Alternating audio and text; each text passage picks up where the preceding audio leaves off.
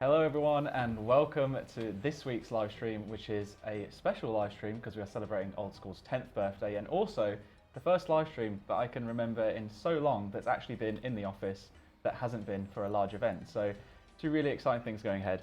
But we have so much content coming out over the next few hours and we are joined by some absolutely fantastic guests, which I'll have the absolute pleasure of being able to introduce to you very shortly. And I guess I can tell you also what's going to be coming up over the course of the next 2 hours or so. So first of all, we're going to be going over the first 10 years, and as you can see on screen just then, we've got some amazing guests that actually haven't been really on stream before, probably in old school capacity especially. So we have Mod Pips, welcome to the stream. How are you doing today? I'm very good, thank you. Been looking forward to this. Likewise, 10 me years. too. I'm a little bit nervous, to be honest. It's an all-star cast, and I'm just having the pleasure of being able to host. So thank you for joining us. We also have Mod Marcos. Hello. Great to see you here. Good to see you. How are you doing today? I'm good, yeah. It's good to be back in the studio for the first time in many years. A little bit blinding, Yes. all of the new lights, which is great, but also very new. And we also have Mod Archie joining us back on the couch after many years of being here beforehand. How are you doing today? Good, thank you. Weirdly nervous for this stream, Yeah, considering I did this for a long time. that's what happens when you But, hide away in the dark yeah. making videos for the last 3 I know. years. We also have Mod Kieran. Great to see you, Kieran. How are you doing? Yeah, having a good time. It is exciting being back in the studio. The lighting does look good. The screens look awesome. It's just kind of nostalgic, especially with Archie. Archie sat in the old hosting position and so on. I almost want to pass the pad over to Archie and let him take it again. It helps with the nerves, something to hold on to. You're a see, fantastic host. Oh, well, thank you. All right, well. And then lastly, we also have the wonderful Mod Ash. It's great to have you on here, Ash. How are you doing today? Well, thanks. How are you? Good. Yeah, I'm doing great. Thank you for asking. Okay, so yeah, the first thing is we're going to be going over the first 10 years of Old School. We've got a load of information to share. Mod Pips has got a great timeline that's put together to kind of like let you know some never before information or never known before information in terms of how Old School came about. Then we're going to be going into a player designed item segment, which will be hosted by the fantastic Mod Skylark and Jerv. And I believe they've been working really hard on some of the rather interesting submissions, shall I say, that we got through from socials. So it'll be great to see what they've been able to put together with that. Then there's a quiz show that's going to be hosted by Mod Rock, featuring Mods Ed, Other, Nin, Lenny, Kirby, and West. Then we're going to do the birthday event playthrough with Mod Other. And lastly, I'm going to try and swindle Mod Sween to come onto the stream to do a little bit of an outro with me and share a few fun stories from the staff that they've shared with us over the last few days. So, before we get into it, in typical Old School fashion, we do have some announcements to get through, and then I will eventually stop talking. First of all, exclamation mark game update. In this week's game update, we are obviously celebrating our 10th birthday with a nostalgia-packed event. You get to receive the best in slot Fashionscape within Gillinor, so make sure you read out the news post, check it all out with exclamation mark game update, and you've seen some of those showcased, or all of them showcased, in the awesome video that was on at the start of the stream, which our internal creative services team put together. The video team absolutely smashed it with that one, so big props to them. Love the content they were being able to pull out recently. Okay, something new. Maybe you've not seen this. I don't think we've actually announced it, so this could actually be an exclusive to the 10th birthday live stream. Exclamation mark GG. Not good game, it's the Golden Gnomes. Ooh. Yes, they exist, and whilst we didn't get a chance to do them in 2022, we are looking to bring them back. They'll actually be held on March the 24th, and you can actually nominate your favourites using exclamation mark GG. In addition to that, exclamation mark BH will give you all of the information in regards to Bounty Hunter. It is looking at returning, but we've got a blog that details a lot of our initial thoughts that we want some of your input on, as well as areas that you can help shape your feedback with. So make sure you check out the link, follow the survey at the very bottom of the post as well, and tell us everything that you want us to do with Bounty Hunter. There's a lot. There's just 4 more to go. Exclamation mark survey if you want a direct link to the survey for Bounty Hunter. We also have Forestry. The updated blog went out earlier this afternoon. If you haven't seen that already, exclamation mark Forestry will take you towards that, where we're coming back with a bit of information in regards to the feedback that you've given to us, the changes that we've made, and how exactly we're going to be polling the content. So exclamation mark Forestry in the chat for that one. And then second before last, exclamation mark DT2. If you've missed it, the latest blog on Desert Treasure 2 is here, and with it we've brought a sneak peek of the rewards, as well as a chance for you to come up with a design worthy of Desert Treasure 2. You can actually help us decide on a new reward that gets added into the game. Check that all out with exclamation mark DT2. And then lastly, exclamation mark merch. You can probably see some of the amazing t-shirts that we're all wearing at the moment. You could look just as good as we do. Well, I didn't write that, someone else put it in. I'm not that vain, I promise you. You also get to celebrate our 10th anniversary with the commemorative 10th anniversary line. In our merch store, you'll find a whole bunch of 10th anniversary goodies, including a logo t-shirt and a logo pin from Fashionscape. So exclamation mark merch for that. And I can definitely attest for the fact they are super, super comfortable. Really, really nice. So it's soft. It's a nice t-shirt. Okay, that's all of the announcements out of the way. Now we can actually get into a little bit of interesting things and stories. I said I was going to stop speaking, but there's just one little section that I'm going to do, so I apologise to everyone else, and then your time to shine will come. But first of all, I think I'd like to at least start things off by saying a massive thank you to all of our players for sticking with us and being by our side for as long as you have. For all the times that you've told us when you don't like something and made us do better. And for just generally sticking through everything that we've been doing for the last few years. It's crazy to think of all the moments and the memories that we've been able to share and create together. And I'd also like to just quickly say thanks to all the staff who have helped make the last 10 years possible too.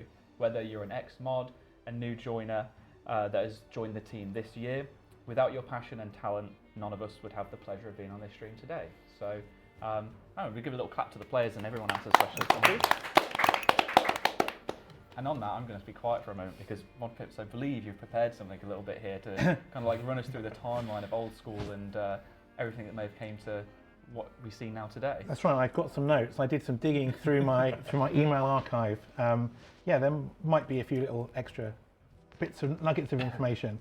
So how did Old School come about? The earliest sort of proper like decision moment I can find was on the 3rd of December 2012, where having launched Evolution of Combat into RuneScape, I think 2 weeks before then it would have been, we knew there was a big problem, obviously. We'd lost players from the game, and we were starting to regroup and say, okay, what are some of the things to do about it? And like a lot of the people working on RuneScape were either looking at fixing and improving bits of EOC, but the email I found, which was to Mod Marcos, Mod Philip, who was our head of RuneScape technology at the time, and Justin, who was our head of, I can't remember his mod name, head of RuneScape production, essentially saying we need a secret meeting to talk about, away from everyone else and not freak them out, we really do need to look at this retro servers idea that was sort of increasingly bubbling up in the community. We ourselves, and we grabbed a bunch of our engineers and talked about like what are the options that we had. Now, interestingly, what ended up happening with the backup tape and the restoration was talked about, but actually quite quickly decided it wasn't going to be viable. The reason for this is that you've kind of got the game code and the underlying tech stack. Between 2007 and 2012, the tech stack had changed quite a lot, and the idea of getting the old code on the new tech stack, which was the assumption at the time, was like, that's going to take many months, if not years. We need a solution that isn't years. So that was actually put off to the side. They did talk about, okay, let's port, that was one thing we could do, was port the, if you like, the backup code to the new tech stack. It would have taken a long time. Looked at other things, including could we take RuneScape's code at the time and just remove stuff from it and make it older. We also, so that would be like, removing graphics, taking major parts of content out. That was seriously considered. And I think we also talked about, do we have backups that don't go quite as far back? Because we had big backup system issues that I think it was only 2012 or 2011 we started having a proper rolling backup system. And like, should we go back to 2012, earlier 2012, 2011, 2012, 2011. There was a lot of mixed feelings in the not just with our group, but as we sort of asked some other people, like, people knew we needed to really fix something, and well, actually, we even talked about doing rollbacks of RuneScape at that point. Like 4 weeks after we'd done EOC, 3 weeks after EOC, should we just roll that whole back? But we realised was that, I know that a lot of people didn't like EOC, but a decent amount either tolerated it or did like it. So that would be swapping a problem from one set of players with a different set of players, and we didn't think that was going to be the right thing to do. But essentially, through December, we kind of got through December into January, looked at these bunch of things. All of the options were going to take 6, 12, 18 months. And we came into the new year saying, we don't really have a good option, not a quick option anyway. And we knew we were kind of against the clock because, players desperately, they'd lost something and we wanted to give it to them back. And the next bit of the timeline then becomes, I think it was January, let me have a look, January 22nd, we did a news post to all RuneScape players and did like a state of the nation at the beginning of the year. And that was essentially saying, here's all the stuff we're going to do this year. We hear you, we haven't got evolution of combat right, but we will make it right, as in we will fix that feature. And there had been like rumblings through the community over that post-EOC Christmas period. Obviously a lot of players not happy with that. But that moment, I think, when they saw us officially say, what we're actually going to do is fix the problem we've made, fix the combat system, not give you a different one, that's when the real like campaign. So the player called So Wrecked did a video which blew up, and Archie and a bunch of others did other things like that. And by that point, I think we're in very end of January, early February, and it's clear that this sort of not holding statement, but like the best solution in the short term is to fix RuneScape rather than give an alternative wasn't going to fly. So yeah, I'll carry on my timeline. So where are we? Friday, February the 1st, 2013, Mod Mark did a forum post kind of recognising So Rex video and all the stuff that came from it, saying, look, we are looking at stuff, but that's all we could say at that point.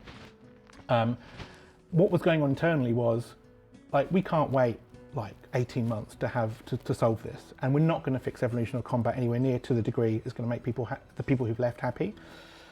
So we went back to the backup tape idea, and there was one weekend which was so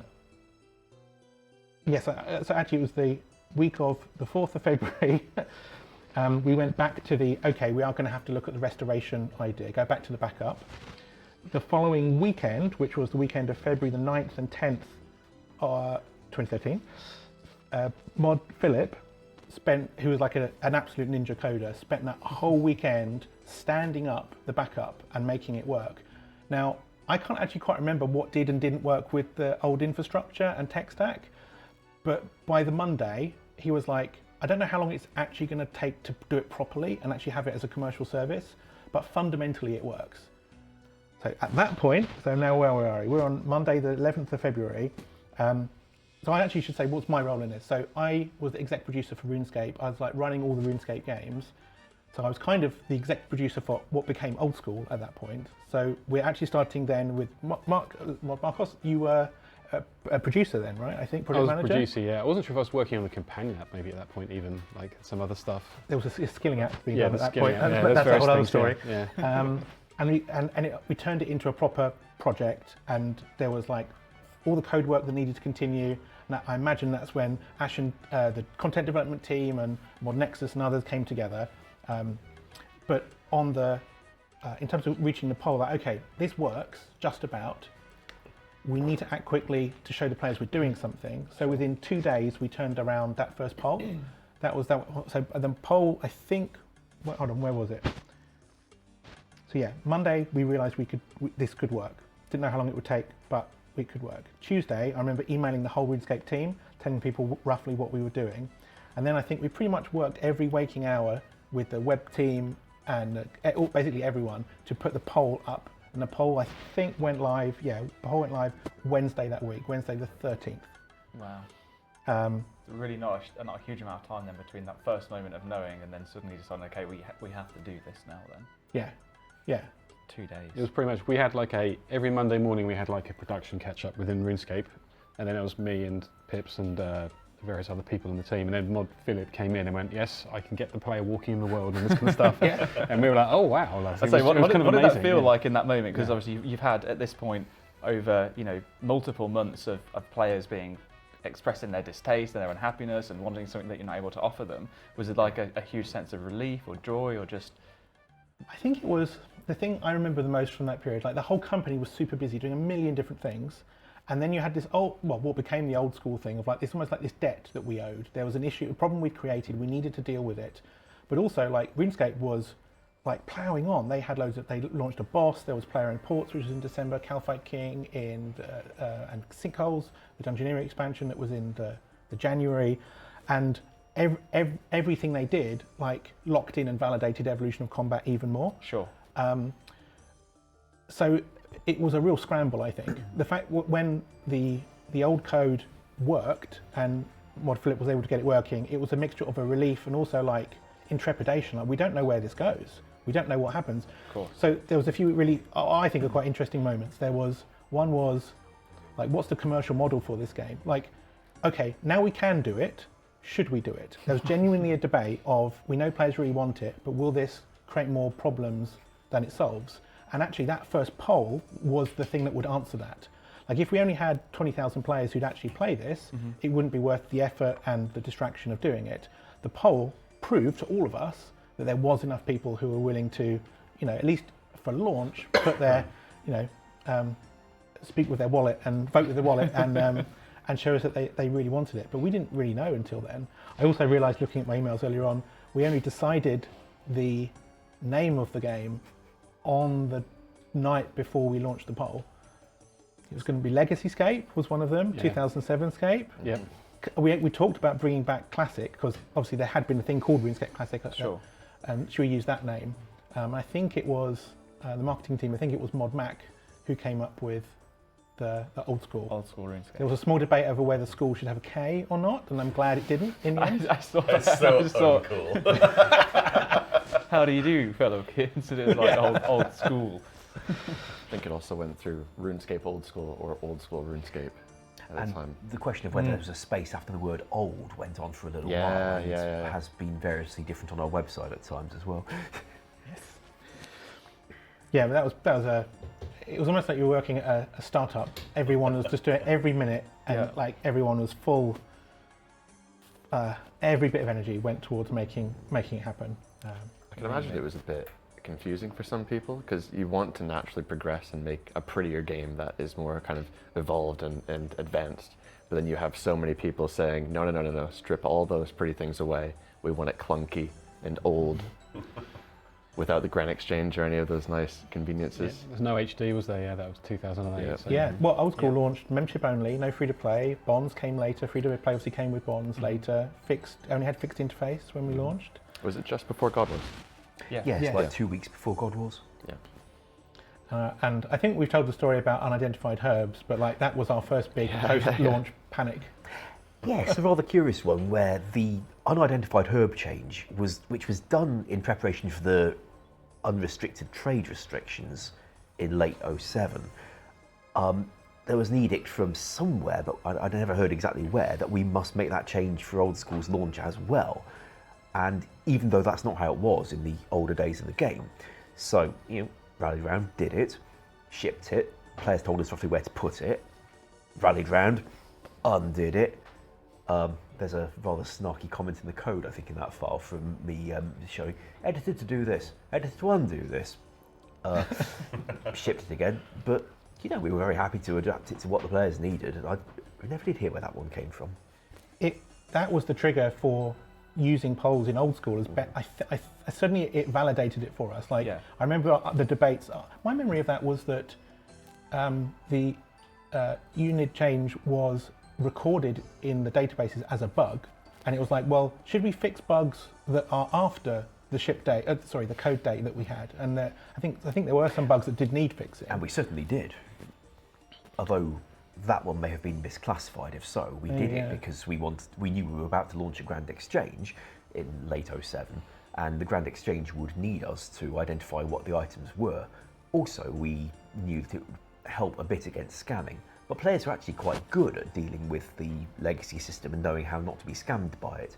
So it was addressing a problem that at the time the community didn't want us to address. They were happy with the solution they'd got. I think there were some people that wanted it to stay that way with the units. And as I'm sure IEs will be familiar with, sometimes you have a very kind of loud, powerful force yelling at you online saying, we all want this, why aren't you doing it? So the polling system allows you to kind of quantify that and realize, okay, actually that's a smaller majority or minority, and there's so many other people that do want this, so yeah. It's been an interesting addition. I know you briefly touched on it, and it was one of my questions that I've been really meaning to ask, is just how did the decision come to including polls in Old School? Because it was listed in there as one of those original milestones of a certain number of votes. It would be, content would be then polled to the players. It's just like, how did that discussion come about? Was it because of how Old School originally came in, and the fears over having evolution of combat as something that players just didn't really like. We wanted to avoid that, or what were the thoughts internally, really? Yeah, kind of. I think it was that we started the whole thing with a poll, and in doing that, we were like, look, I think we knew with EOC that we had lost the confidence of a lot of players and lost some of that trust. Okay. And in a way, the polls were saying, you don't need to trust us. You can make the decisions on what does or doesn't go in. Now, especially in the very early days of Old School, we had no idea the degree to which the game could even be updated, right? The tool set was incredibly challenging and limited at the beginning. But I think it was about saying, whatever if you didn't like something that's happened in mainline RuneScape, which, well, we called it at the time, and well, it was back then, right? That was the main code. Sorry, right? About mainlining is something else, but carry on. Yes, yes, good point. And so I totally lost my train of thought. Yeah, you want to ask another question? Let's go on. Yeah, it's fine. So essentially, it was just a way of, as you said, that if players didn't trust us, well, it doesn't matter because you don't need to, because you get to have those decisions, and that trust then is no longer a factor in. Yeah, and I remember the herb thing being the thing that almost solidified it internally. I don't know if that literally was on the first poll, as in whether that question went back out on the first poll or not. In the one where we were gauging what level of support we'd give it, we said that if it got yay many votes, then we would give it a dedicated dev team doing polled updates. So even at that point, we were thinking polls. And yeah, I think to a great extent, it was maybe we don't always know best, and maybe a version of the game which the players can trust will grow in the ways they're comfortable with rather than different ways, might be a good alternate version to offer. I do remember quite a few colleagues in the dev team at the time commenting that therefore it wasn't going to be very much fun working on the Old School version. Some developer said it was like where your career would go to die, to which I would suggest it's called heaven. I think Old School lacked a designer, right? So this was kind of our way of getting a designer in the entire community. Design. Yeah. Okay. Well, I was thinking a lot when I was looking back through my emails of that launch day, and there's a few things I thought might be nice to share. So I think it launched pretty much at 2 p.m. UK on that Friday, so it was, obviously it was Friday the 22nd. 2 hours before that, we did an internal test. I went and found the information about it. It's like, please could all JMods jump on and test the servers because they're about to be open to players. But there was a rule, you can't use do we still call them tube accounts? We did. We did back then. Yeah. I haven't seen that word so much recently. But like, don't use your like player accounts. You can only use your JMod accounts because we need to let the players have the fresh, the first high school completely fair go on it.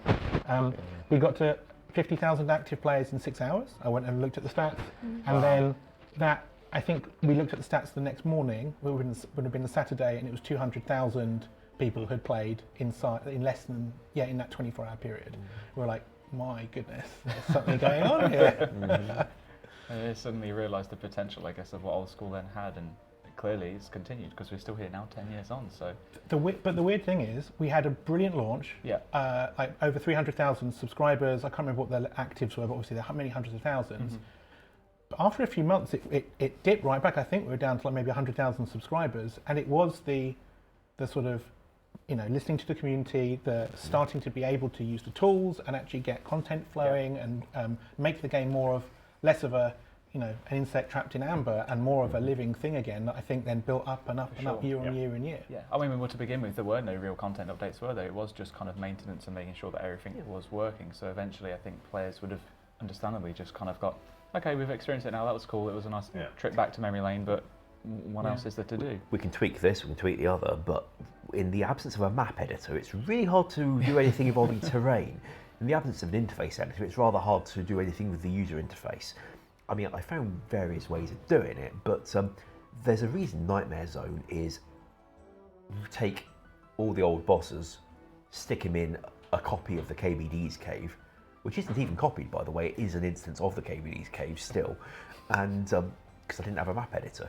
It's the minigame you write when you can't map down scenery, you can't make a menu. Still had swishing text coming in and off the screen with sound effects though, because we could hack that together just. It was what you can make when you've got almost nothing. Same with the community events we were doing under the direction of Matt Kay, yes, one of the original community guys. Like, can you make a boss spawn? He asked me. It's like, well, no, I can't make a boss, but you can do an army of goblins. So fine, Varrock's going to be invaded by goblins. They'll look like all the other goblins because that's what we got, but they're going to do this, and they'll do it at these times. So it's something interesting for players to play with a bit, that we could make with the resources available to us. Now later on in the year, come like August or thereabouts, we did get a map editor that could save the game's file format, and we got an interface editor shortly after that, and things could start taking off because suddenly God Wars was back on the table. Also, there's a matter of what the community was comfortable with. Like, we'd seen what happens when a game grows in directions its community isn't comfortable with, and for Old School, we naturally acquired a lot of people who felt that it should be the insect trapped in amber because they liked it that way. And they were a lot of the people who'd come straight back. Now, we were seeing increasing numbers of players saying, no, we want this as well, and this as well, and can you change this? It's like, we'd like to be able to say yes to you, but should we change, should we not? Come the late summer, the community was actually getting comfortable with the idea of wanting to change. Maybe some of the nostalgia hits had drifted away again. And the fact that we now could do these things helped a lot. Also, on a personal note, I broke up with a girl in that summer, and suddenly, since she was still living in my house, because just because I didn't want to marry her didn't mean I was going to evict her, I suddenly thought it'd be a really good idea to spend a lot of evenings in the office doing more programming instead of going home. So the God Wars got stuck together in jig time, and so did quite a lot of stuff after that. So that was handy. I salute you, Ash. Yeah, the more you know, eh?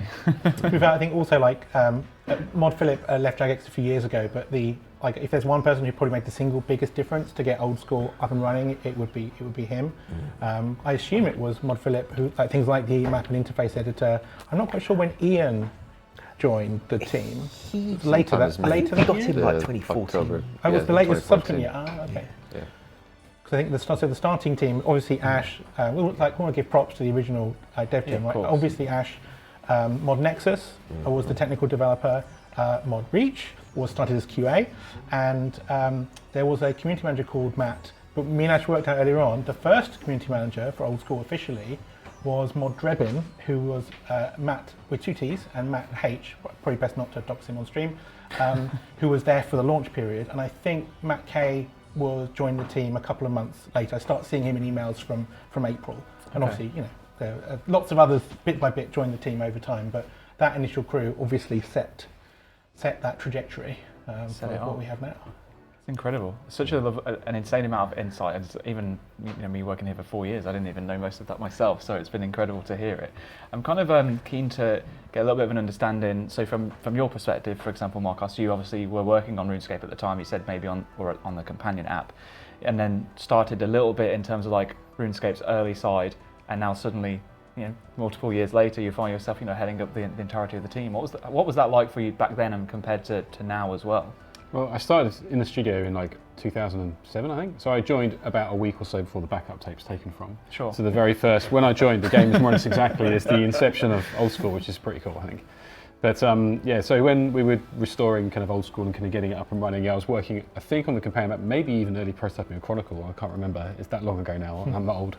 But when I first joined the studio, my main responsibility was working on the websites and the editorial side of the game and so on. So when we were trying to get the game back up and running, Mod Philip kind of came over and went, well, you were running the websites then, do you remember what they were doing basically and how they worked? So I worked with the publishing platform team now to kind of like build a site map and figure out what pages should go where. And then we were kind of like, we'll get this up really fast. It will look just like the old website. Obviously, it's now still the same website, I think, like 10 years later, which is kind of remarkable in itself. But so we went through and I worked with a few other people from the web team, who I think of all now. I don't think any of them are around. Many of them are around now. Some of them are still here probably. But we built up the website, and it was more or less a facsimile of the original website from 2007, pretty much. Amazing. And then did full circle and came back to everything and revisited what you brought out 10 years ago. Yeah, I was just trying to think of the chronology. So obviously I worked on the game for RuneScape for multiple years from like 2007 to 2010, 2011 or something like that. And then I went back to it for a bit, and then I was on Old School in 2019, obviously, and then came back in like late 2021. So I think I've had that 2.5 years now on Old School, so it's about a quarter of the existence of it probably, around that. But yeah, when I originally went to RuneScape, I worked on the original Old School, as did Ash. So. Incredible. Oh, thank you so much for the insight. Ash, you touched a little bit on, in terms of like what it was like with early development, and sound like it was a lot of hacks, and obviously, spending some time in the evening by choice to avoid being at home. But were there any other kind of like interesting stories, at least from the early side of RuneScape, or what was I'm kind of interested to hear what was the first point that you remember where you actually got a new piece of tooling that allowed you to do something you couldn't do before. Is there any moments that come to mind? Really, it's the map editor. Yeah. That was very much the first thing that really changed things for us. Like, we can spawn a piece of scenery, like a bush, twisted bow. We can spawn these things on the ground without needing to edit the map format. We shouldn't sometimes, but the ability to change the height map, have walls where they'll actually line up properly with the underlying ground, that's just not something you can hack together in code. Same goes for interfaces. I'd found conveniently that one interface that was created for scroll letters, a parchment scroll with a scroll bar, and I'd realised that if I saved that and ran a piece of code that shifted all its components off to one side and then generated more components on the screen that was left, I could make it pretty much any interface I liked, and it was your autocast menu for quite a long time, cobbled out of a parchment letter in spit and sellotape. And hey, you guys bought it. This stuff was not very quick to develop, but it was very pleasing to be able to say, they want this. Just sometimes I can give it to them. Oh, they like it. Let's do another one. A bit of dopamine hit from the other end. See, like you guys with XP games, works the other way too.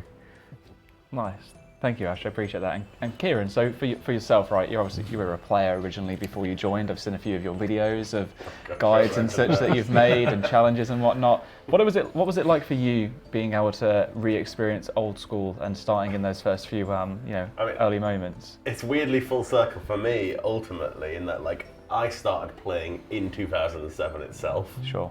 So I experienced the game evolve over the years and eventually come to Old School coming back out, and kind of going back to day one for me, essentially. Even more full circle in that I come to work here and ultimately work on that 2007 version I started playing as well. It's like my whole life has been this circle back to 2007. But it's kind of like nostalgia is a really big component of it for me, like being able to jump into that early 2007 life. But even in 2007, you didn't have everyone starting from scratch at once, right? There was a unique kind of experience to have that was the first time, right? I think we'd ever done a sort of fresh server, everyone starting at level 3. That is a big thing that made it so exciting for me when I joined that. And there was people racing to 99s and different skills. Who's going to get the first whip? All these different things going on that were amazing to see just sort of unfold. I remember you had to try and look at the Herblo high scores. Who can make the potion that I need? Who's going to get the first black mask? Who's got the skills for those quests and so on? It was a really unique experience and an absolute blast, to be honest. And that nostalgia, I think, was super strong.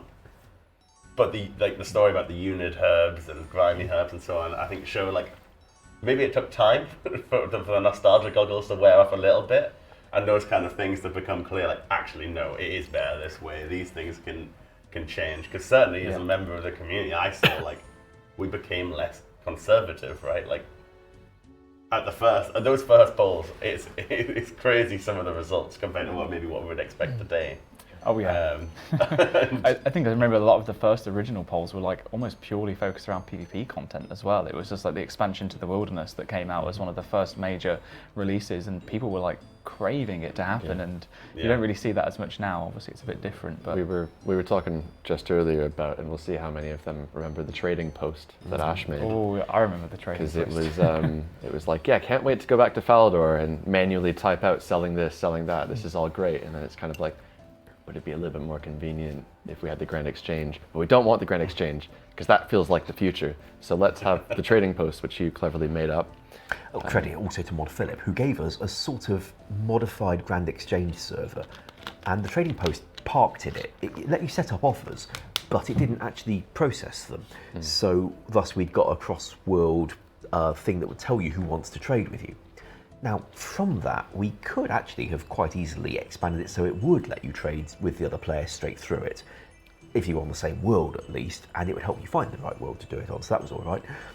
But by that point, players had seen, you know, we've had some convenience. No, it's time to go the whole hog. We want the full Grand Exchange. Where is it, Jagex? So that gave me an interesting thing to spend a few weeks on in 2015. I rather enjoyed that project. That was cool. I really liked it because the funny thing is, as a player, right, and maybe you know, Ben, Archie, like we would trade on the like Zybez trading list forum thing. It was just a fan-made website. You could list, essentially similar to the trading post, list your offers, see the player's name who's come to your offer, message them in game, and then meet up to do the trade. And so to me, trading post felt like an in-game version of that. Yeah. And it was amazing how quickly people sort of saw that and ultimately said, actually, you know what? Yeah, it was just like, you know what? This just highlights why the GE is awesome. Yeah. But there was that period, right? Like, and I still think. I wish we had a bit of that. That trading at Varrock and everyone typing, selling lobsters or whatever it is. Like there's something about it, right? Attachment to that experience that was so awesome. I think it's one of those that would be good to experience maybe on a temporary basis. Yeah. So if we were to have perhaps a league that focused around being, you know, not being able to use the Grand Exchange and your trading was all manual, like that would be a cool thing for a few weeks, and then afterwards I think I would grow tired of it, because using the forums and Zybers were great if I wanted to find a deal on, I don't know, like bulk buying iron ore, for example, that you wouldn't often buy back then. But for anything else, as I need a quest item, I'd be, okay, there's a specific spot in Falador that I've got to go to, and I've got to hope someone's selling it, and then, oh, now I'm suddenly trying to be scammed, and it's just, it had its flaws. But you're right, like gems, right, were a nightmare because no one ever had a lot of gems. But no one sold gems, and then there was obviously the unit herbs situation where you had to make sure you set your invent up so that you didn't get scammed, and there's just so many things go to it, which is a lovely level of charm, and I would love to re-experience it at one point, but I don't think I'd love to be a permanent feature, to be honest. How many of us learned how to type properly from RuneScape? Oh, it was like, Glow 2, Wave 2, selling. I used to merch whips, and like my type speed at school was insane because of it, but only a very few sentences because I just knew exactly where I was going. This is why we have the auto type feature, right? Yeah. I think it's still in game. Yes, it is. Certainly how I learned to touch type long before I became a actual developer, by playing RuneScape in a dark room and chatting to a young lady who's now my wife. The funny thing is about playing when I was a kid, like I was like 14 in 2007 when I started playing, and my parents would get upset with how long I was spending on, you know, on the PC playing RuneScape. My parents would rage every single day, and it's ironic now because now, you know, my parents, they're a bit older, they're just chilling, and like my dad just sits on his phone on eBay, my mum's playing something on Facebook games, and I'm just like, I'm out doing things, and I'm like, remember all those times? It's exactly the same for me. I feel like I've been educating myself ready for this role. For what it's worth, my mother was still complaining about me working for this company and wondering where I'd go find a real job until about 5-6 years after I was here. It's nearly almost the time Old School came out. That's brilliant. Well, go on, sorry. There was, talking about the beginning of Old School and the kind of rush up the high schools and stuff, there was that may not necessarily happen that way. There was, certainly on the inside of the studio, some of the feedback we had from players in that kind of December, January period was that they really didn't want to start from scratch. They wanted legacy or retro or 2007 servers or whatever it was, and they really didn't want to have to play hundreds of hours to get back to where they were. Now, in retrospect, we definitely did the right thing. I think the sort of level playing field, start from scratch, was definitely the right thing, and I think it's been a big part of what's really helped the game over the longer term. But we were like, if we launch this without some sort of character porting, players may rage at us, this may totally fail. And in the end, I think the reason we didn't do it was primarily because of time. Like, to do because obviously like the 2012, 2013 character saves and everything in your game is totally different from what it was 5 or 6 years before. And it ended up being, well, look, we can spend 5 months doing some sort of porting character transfer thing, or we can like launch it now should we just launch it now and see what happens?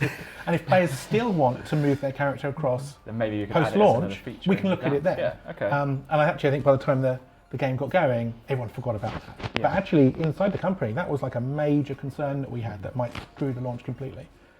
That's a really good point, actually. Not something that I'd actually considered hugely myself, because I was excited for the fact of being able to start over again. I had so many accounts that were just really weird builds, and I just would rather have just left behind that I didn't really know anymore. So it was nice to have a fresh start. But even that being said, I remember when I joined in 2017, there were still moments where I'd see people reaching out to me on Twitter or through Reddit saying, well, why is my account level 3? I played RuneScape 10 years ago and I'd got all of these levels, but I just want to play again. I'm like, it's because it's the wrong version. I think we still get those trickle through every now and then when someone brings up an old account. So I imagine in the moment, probably would have been a really big point, actually. I would have loved to have played on my account as it was in August 2007. That would have been nice. If you could have remembered exactly what it was. I don't think we had that data. We'd probably still be trying to engineer that, I Yeah. suspect. If we made that decision. So, 10 yeah. years Put it later. together from memory. Brilliant. Well, there's a few minutes left before we wrap up this segment, and I'm keen to ask one thing at the end, but I noticed, Chris, we haven't had a chance to really speak to you a huge amount, and That's okay. you obviously came into Jagex with a very different story from many, as originally a content creator, someone who was creating content around the time of Old School coming out. And whilst I know that you like to say no one's perfect, you're pretty close to it. So tell us, what was your Well done. experience like during that time as a content creator in Old School's release?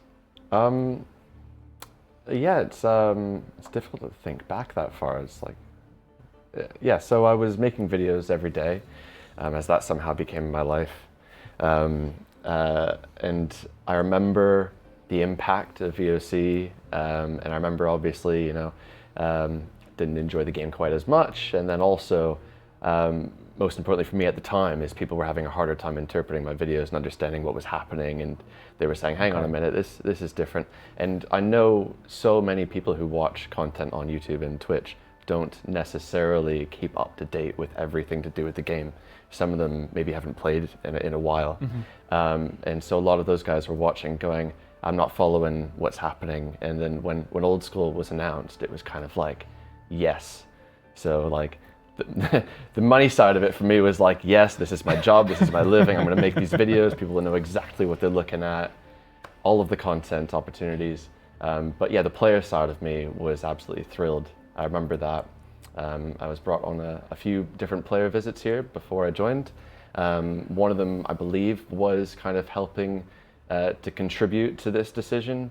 But yeah, it was all very dramatic. And I'm very happy to say that I made the correct decision in moving here and starting here. And I have so much respect for all of the influencers, as they're now called, who make videos and live streams and that, because it's intense, it's crazy. They have to put so much more time into these videos and series. Back then, I genuinely just logged in, hit record, threw it in the timeline, like maybe a backing track, a commentary, and that was it. So yeah. Yeah. So I mean, what was going through your mind at the moment? You said like EOC was a bad point, and for you in terms of content creation and obviously a lot of confusion. Was that? Did you have to like think about making a decision to maybe stop doing YouTube, find something different, or move into different games? Or I mean, to get into personal details, I had a mortgage and bills and Sure. things in life, and I was like, okay, so this is scary.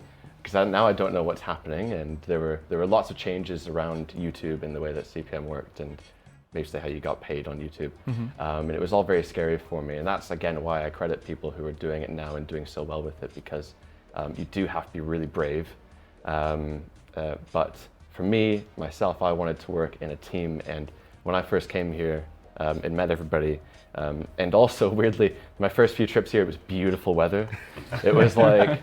It was like a May, June, August type of thing, and every time I came, it was just beautiful weather, really friendly people. I got to see what it was like working in an office environment with people, Sure. instead of being by myself in a room, and that just appealed to me so much. So, yeah. So we really just baited you into joining Old School, and It was the rest great. is history. I moved here in October, and it was great.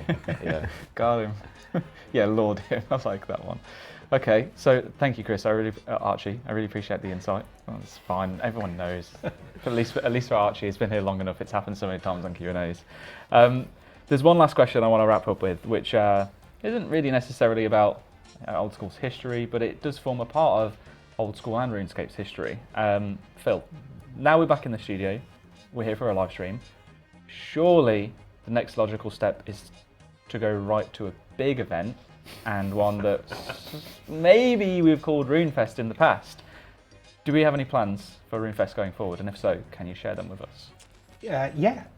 We do want to bring RuneFest back.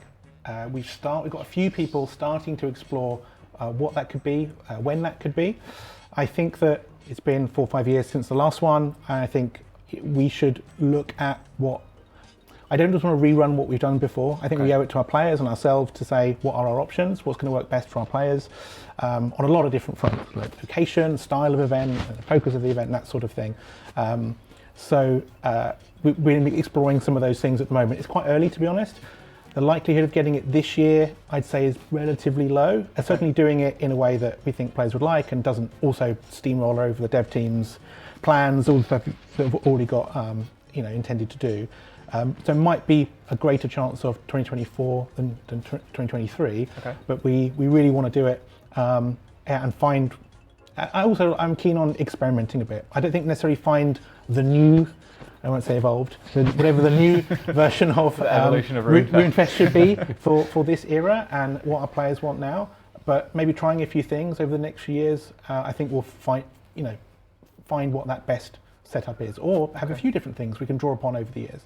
Amazing. All right, I really appreciate that. I'm sorry for putting you on the spot. I just know that there's been a few rumours out there that it's like, oh, well, apparently, it's been said on Twitter that, Mod Pips said RuneFest isn't coming back, it's never coming back again. So, yeah, there we go. You heard it here. I'm so excited. I can't even speak, but you heard it here that, RuneFest is definitely going to be something that's going to be coming back at some point. Just want to make sure that it's right. So there's the commitment for it. Is there anything that anyone else wants to go over today at all in terms of Old School's history? Any stories you want to share before we wrap up at all? Anything you feel like you just had raring to go with? What about you, Aza? What were you doing 10 years ago? What was I doing 10 years ago? I can't even remember what I was doing last week. So, but 10 years ago, my introduction for Old School, I started a little bit late, I won't lie. It was about 6 months after the release. I did remember voting for it to return. This is funny, I spoke about this yesterday. We had a little party yesterday to celebrate Old School, and I had a chat with another member of the team about how I remember voting to bring back the wilderness when that was originally removed, and I also bought a t-shirt that said, I voted to bring back the wilderness. Do you still have that t-shirt? Well, I stupidly used it one day to, I was thinking, well, I'm never going to play RuneScape again because it's not the RuneScape I had, so I used it to decorate and got paint all over it, and then I threw it out as part of my thing. But if I had it still, I would love to. But yeah, I stopped playing RuneScape just before EOC came out. I tried out the beta, it really wasn't for me. And then it wasn't until I was on Justin TV and I saw Boaty streaming RuneScape, and I was just like, wait a second, is this like is this a different version of it? Is this a different server? And I was like, but I remember voting in something ages ago, so I Googled old RuneScape and the website came up and I was like, no, this isn't real. And yeah, from there I logged in, so it was thanks to Boaty and Justin TV that I managed to start playing, but it was 6 months after release, so yeah. That's pretty much what I was doing 10 years ago. Playing other games as well. I have very bad habits and addictions with other games, so, but we won't talk about those. I just can't believe how fast it happened. Yeah. Like, I remember doing the vote, and at some point, I think it was a post signed by MMG, basically saying, it's coming on this date. And it was like a week, or a week and a half or something like that. And I had to cancel all my plans. I think I skipped university or something that day, skipped my lectures. But it was just some manic rush. I don't think anyone in the community expected it to come that quickly after the vote, and it just seemed so sudden. Yeah. So I can't imagine what was going on internally to get it all I imagine ready. Internally, one of the considerations was that we wanted a good-looking month of revenue before the next board meeting, and got one. So it was an intense few days, but it was rather good fun. I think actually getting to work on something where everyone's piling in and making something awesome happen that we all were really very enthusiastic about is fun. I think I remember the feeling of this is amazing, but has it got the longevity? How many nostalgic points can you pull back? You've got your Grand Exchange, you've got this, you've got all these different updates we're pulling back, and it's like eventually we're going to run out. Has it got legs to keep going? and we've proven that it does, and that's a testament to the community and the dev team. Well, it's quite pioneering, isn't it? It was the first Yeah. of its type, really. Yeah. And the willingness to keep investing in it, so thank you. No, of course. I think I had a couple of things I wanted to sort of say at the end. One is, like, the dev team did an amazing job, and I won't mention Mod Philip already. Yeah, me and Marcos generally not as sort of visible, but there were other people like Mod Mark did loads of stuff on this, like that news post. Generally, it was me, Mod Mac, and Mod Mark doing the polls, doing the copy, and all these things. Yeah. And there was quite a few people just from like the RuneScape sort of leadership group and design group who didn't really work on Old School and beyond the launch, but were part of setting it all up, and obviously like a web services team, what we now call publishing platform. Really a large track of the company put a huge amount of effort in extremely quickly to get Old School going at the pace that it did, and I want to obviously share huge appreciation to that group. I think the other bit of appreciation is, although I love talking about the origin of Old School, how we got it going, it's, you know, I love it.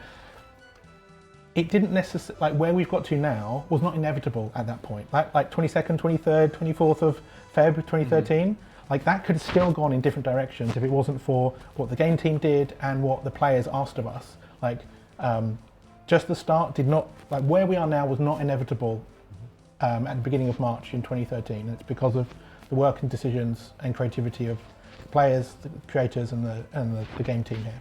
Put it all together. Well said.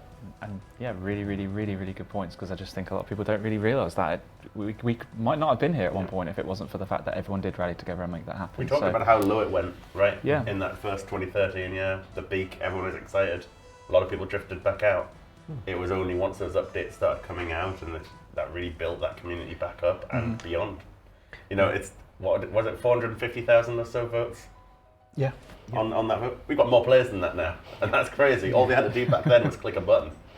It took us like 2-3 years to get back to the launch peak we'd had, and we just kept going up. It was marvellous. Players really cared, and they brought their friends, because happy people will be more likely to bring their friends in. I remember celebrating the milestones, and it became eventually almost expected. It was like, yeah, we've grown again, I know. We'll be back here next week. It's like, yeah, no news to me. Which is funny, because some of the numbers we're looking at, if you go back to, well, earlier days of Jagex, with RS2 coming out, the bit where we got Old School went all the way down to nearly 100,000 subscribers at one point. I remember the party we had when RuneScape went up to 100,000 subscribers, and the company flew us all to New York for a long weekend. Best birthday ever. Yeah, it really has just snowballed, because like I missed that initial lull period, obviously joining again after 6 months. So for me, all I've experienced is just an absolute like avalanche of content being thrown. And I think yesterday's presentation you gave, Kieran, really highlighted that. You know, the game came out in 2013, and then Iron Man was out the year after. Then we had Dead Man the year afterwards, and then it's just raids, leagues, everything just piled on top, and just trying things that I never thought you'd ever see in RuneScape before. So it's just been an incredible journey, really. And I think that's obviously present still to this day, because we're all here and we're still growing and continuing to grow bigger than ever. Players seem really happy, and there's so much more that I feel like we can do that we've just not done yet. There's definitely 10 more years left in it. Yeah, there's more than 10 years left. For sure. This gives us around forever. We're in the strongest position we've basically ever been, and that's genuinely astounding. 10 years is a long time, but it feels like it's just disappeared. And I think, to put it in perspective, RuneScape was like 11 when AOC happened. Yeah. And that update came out. Obviously the game was in a very different place to where Old School is today. And I think it shows like where Old School's went and done down a different path with the community aspects. We have stayed recognisable to that kind of nostalgic element. Like, I think nostalgia is such a powerful tool, but nostalgia doesn't get you 10 years of success at a game that's thriving under that. That's the community, the creators, the willingness of the dev team to work with the community and so on. That's really empowered that, I think. So it really has, and I really apologise. I got really distracted by someone in chat saying I was 4 years old when Old School released, and that is so inaccurate. But I'm going to take it because that's a compliment. Yeah, I mean, I was talking to, we went to the pub after work yesterday, and some people were saying they were like 16, 17 when Old School came out, and now they're core members of the team. That's ridiculous. It's weirdly just brought back a memory I completely forgot because I pushed it out, but I was actually signing up for a very boring degree to start a career in business that I was not looking forward to, and I dropped out as soon as I had the job offer here. I was like, yes. Nice. Well, I was working a really mundane IT job, and I remember specifically taking a week off, especially when Dead Man came out, and I just played for the whole week, and it was so good. So, yeah. I find it a little scary hearing that people were 16, 17 when Old School came out. And I've been here 8 years already. Well, I was, nearing 21 actually at that point, so it's okay, not bad. All right, well, I think we have a little bit, we probably went over a little bit, but I think that's fine. So I'll wrap it up there, unless anyone else has anything else they want to bring up at all. No? Thank you. Yeah, really, thank you. And a massive thank you everyone for joining me today. Honestly, it's been an absolute pleasure to be joined by such fantastic guests. Obviously we had Mod Archie, Mod Pips, Mod Kieran, Mod Marcos, Mod Ash. Coming up next, we have the player designed item showcase by Mod Skylark and Jerv, so we can look forward to that. And then we'll have the quiz, then the birthday blend playthrough, and then I'm going to nab Sween to come onto the sofa and we'll share some stories that the team have gave us over the last few days. So thank you so much everyone for watching. Stay tuned, there's a load more content coming up. We appreciate you all so much, and once again, thank you to everyone on the couch for joining me. It's been a pleasure. Thank you. Thank you. Goodbye. Hello, hello. This is the Old School art team, or just Mod Jerv, the concept artist, and I'm Mod Skylark. I'm a 3D artist. we got a few cool suggestions from the players for some Old School RuneScape 10th anniversary birthday rewards that we've tried modeling. So let's go through those. Awesome. So basically I think it was on Monday morning or Tuesday morning, we reached out on Twitter and asked players to design some kind of like birthday themed cosmetics, kind of like the ones that we just released, but not necessarily limited to like 10 years, just kind of like generic things that we could potentially use in the future for like other birthday events. And we did specify Microsoft Paint, and as we expected, we got some really cool rewards designs. I don't know if you want to, I got the laser pointer there. I don't know if you want to just kind of like briefly look at these. I don't know if you had any favorites or anything. We did as many as we could in the time that we had, but don't know if you wanted to talk about any of the other ones that we didn't get to do. Yeah, there was a few interesting suggestions as well that we couldn't include, but there was a lot of fun to pick from. Some that can't technically be done, but we tried to see what we could do. Some that were awesome, but that we couldn't do in the time we were given. So we just kind of had fun with some of them to see which ones we could get done as quick as possible, really. So you see all the names there. I'm not going to try, I don't want to butcher all the names on the screen, but I'll read them up when we get the ones we did make. So let's just jump into it. Yeah. Awesome. So I'll start with this one. So this is a birthday god sword, which was, the idea was actually from two different people. So you can see on the right side there, on the top we have at Simple Mine on Twitter, who did a birthday god sword, which comes in like 3 different colors, has a potential for different colored flames. And then below we have one of Witchy's beloved Peepos. I absolutely love the Peepo comics, it's so cute. So yeah, we kind of did both of those. We used the same animation from the like kind of generic god swords. Mod West actually made this model. He's not on the stream at the moment, but he'll probably be making appearance later.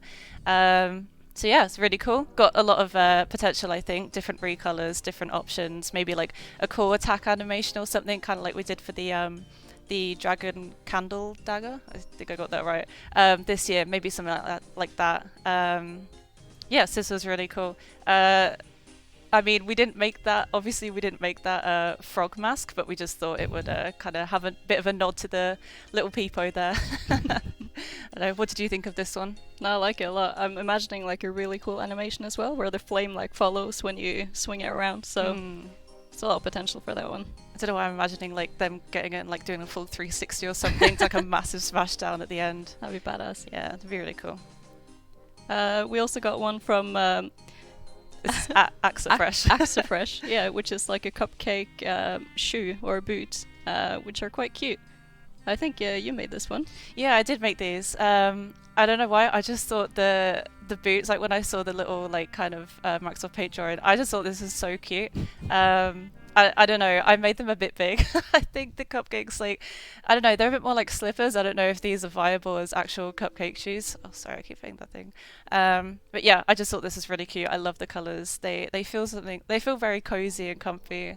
I like it. We don't have a lot of pastels in the game, and I think we should definitely have more pastels and nice, cute things. And this one's definitely one of those. Let's hop on to the next one, shall we? Yeah, very cute. Lots of Fashionscape potential.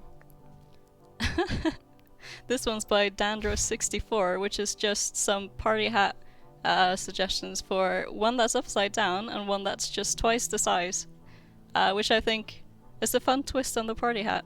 Definitely, we had to make that, definitely. Yeah, it was actually probably one of the... I feel like this was a bit of a cheat because it was the quickest to make, because it's literally just taking the existing party hat model and just dragging it up or flipping it around. So yeah, very cost effective.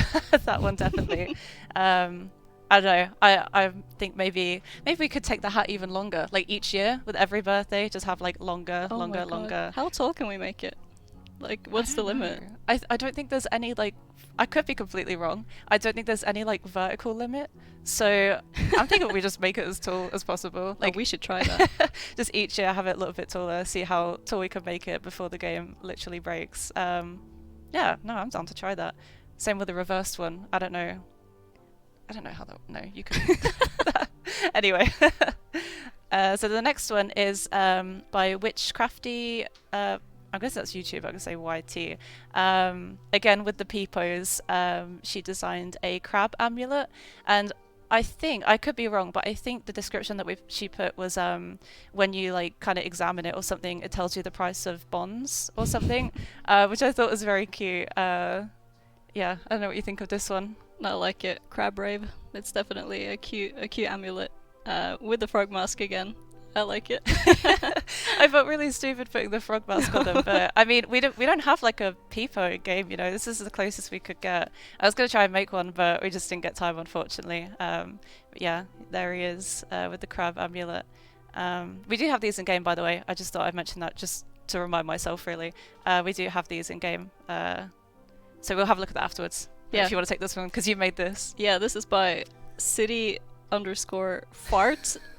Who suggested a very big bronze dagger, which we thought was quite fun.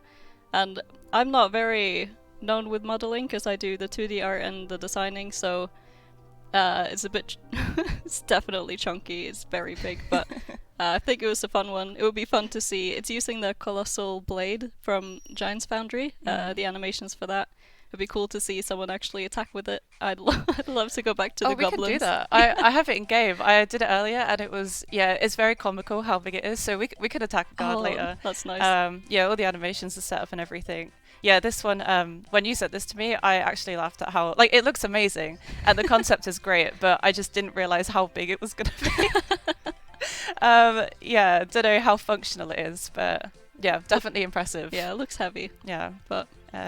next one. So I'll let you take this as well, because this is your idea and your model. Yeah, I had to do it. Mod Dragon did a RuneScape 3 Crocs, and I thought, okay, I think it's time that Old School RuneScape gets some Crocs as well. So I, for fun, did also a paint sketch, of an Old School RuneScape Croc, and I made it in 3D. That's all. I don't know what else to add to that. It's just... I mean, Old School Crocs. Yeah, they're amazing. I absolutely love these. Again, you sent me this, and my first reaction was like, "Oh my god, when can we have these?" Like, they're so good. I love how big they are. Like, I don't know. I've never owned a pair of Crocs. Do you have Crocs? I do, yeah. Oh, okay, cool. Or I used to have them, but did I? Anyways, I think Mod Hand, our animator, suggested we have one in sports mode and one in normal mode, so we can like toggle between the two. Maybe when you're like walking, they're in like normal mode, and as soon as I don't know if we could do that, but as soon as you start running, my god, that'd be great. they go into like sport mode. Oh my god, so much potential. Yeah, if they made Crocs like this, I would 100% buy some. So the next one was really cool, actually. This one is very impressive. I don't know if it's almost like too impressive for a birthday cosmetic, but yeah, it's so cool. This was by Ninth Clown Art on Twitter. It's basically like I don't have a reference image, but it's basically based off you know, the Tim and Crunchy. Tim has like 2 swords on his back, so it's kind of based off that. And when I asked originally on Twitter about like what kind of rewards people wanted to see this year, people did say like Tim and Crunchy items, and I felt really bad because I didn't know what that would be.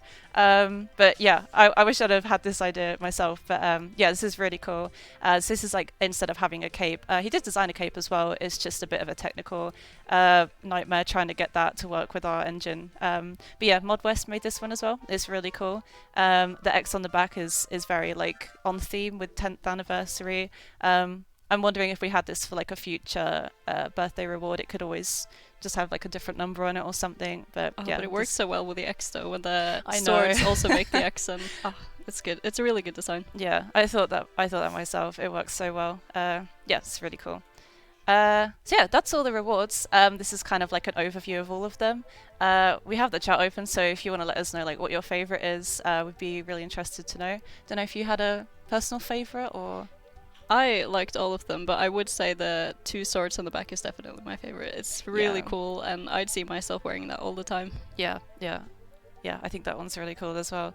It's kind of, I don't know, it sounds like an obvious answer, but it's really hard to pick a favorite because they're just all so good, and they're all very unique, and yeah, they work really well as rewards.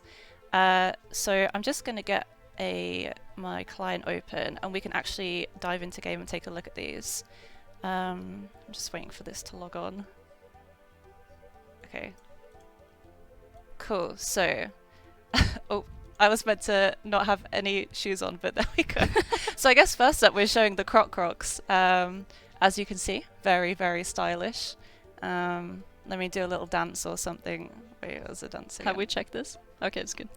I didn't check the labeling on it too well. Yeah, I think I checked them all.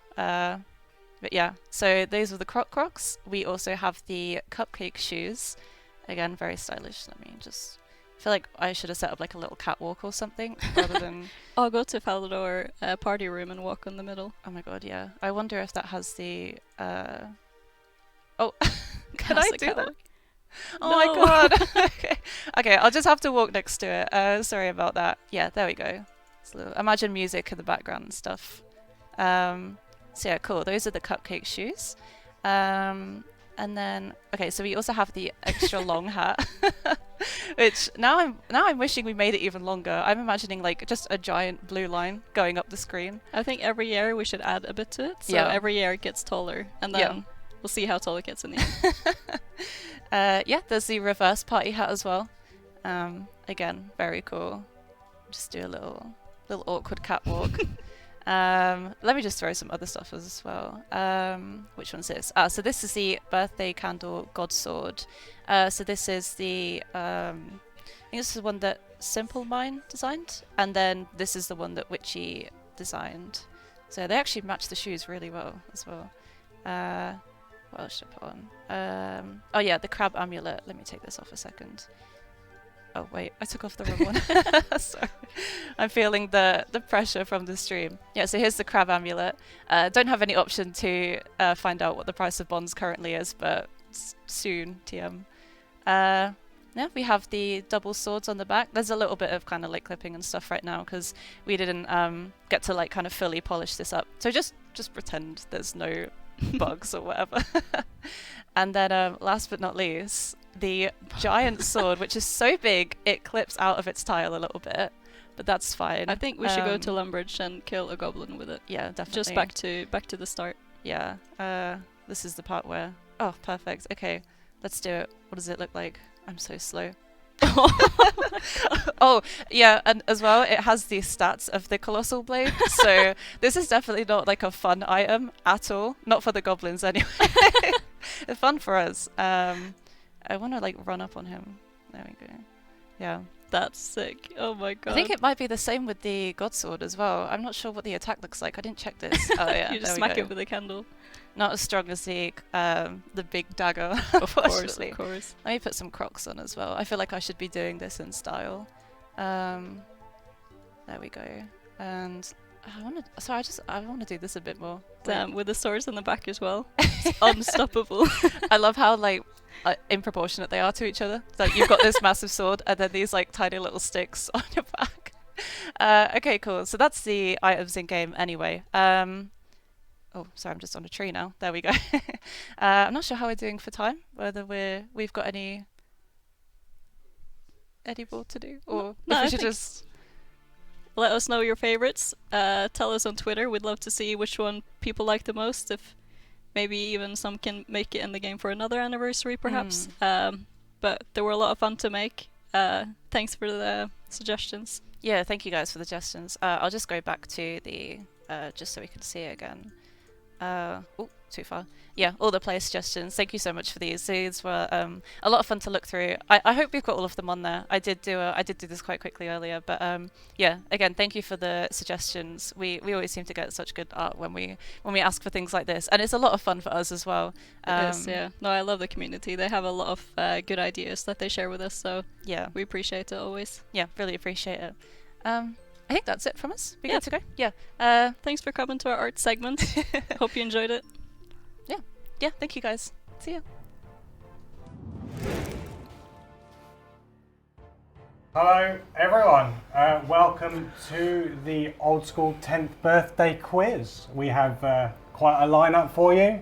We've got Team Lenny. Hello. And Team Ed. And they have quite a historic rivalry internally. We know they hate each other quite a lot, so this is going to go two ways. If we were to do a creator clash at RuneFest, these guys will be the main card. So it's either going to be a battle of wits or a better love story than Twilight. Oh wow, that was quite the introduction. I wasn't ready for this. So if you set everything to cringe, we're all going to be there. So we should go.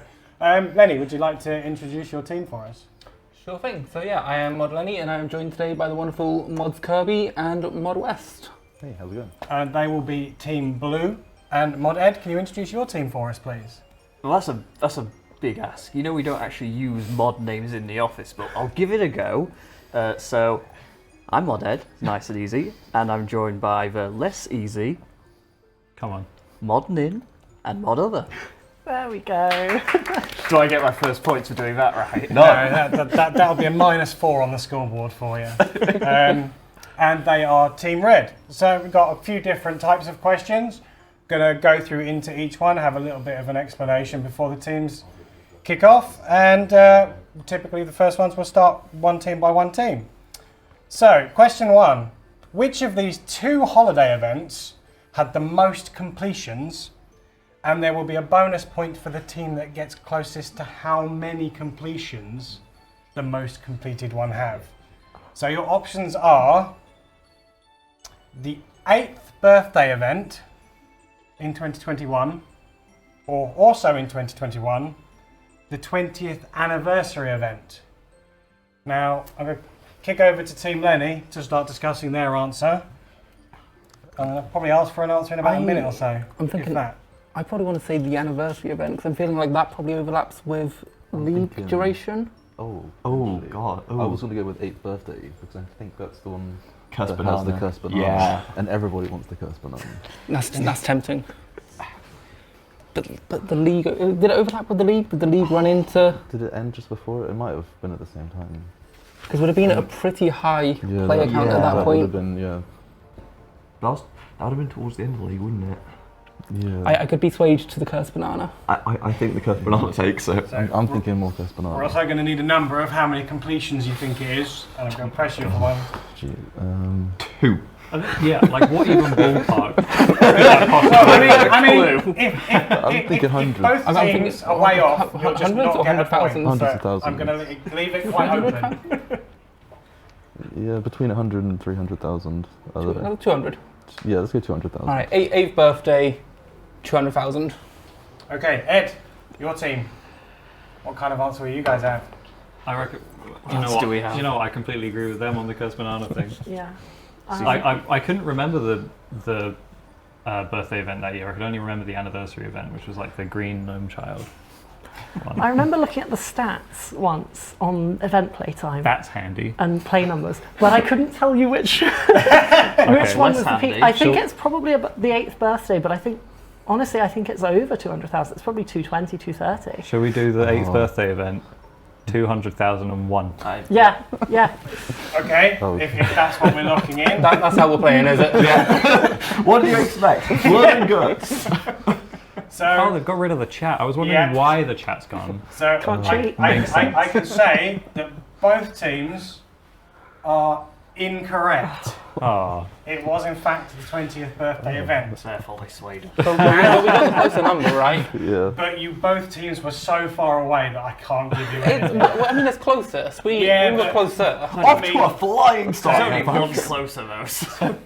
The 8th birthday event had 120,630 completions, and the 20th anniversary event had 124,583 completions. So, unfortunately, it's like no points all round.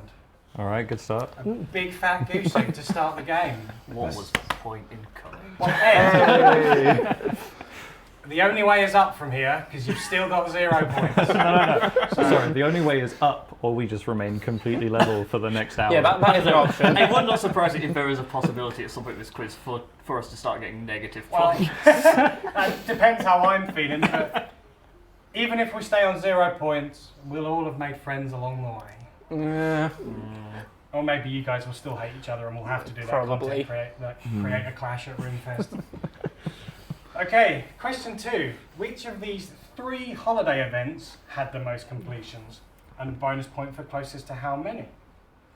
It's the 2022 Christmas event, 2021 Christmas event, or the 2020 Christmas event. And first we'll go over to Ed's team. All right. So which ones were they? 2022 was the one that just happened, which was the pub one. The pub one. The one with the pub. The one before that, one of them was the one with the goblin snowboarding thing, right?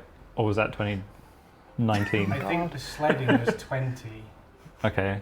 That was more than You're supposed to be the impartial quizmaster here. No, I'm telling you which ones it is. Okay, so if we assume that, Let me figure it out. and there was one in the middle.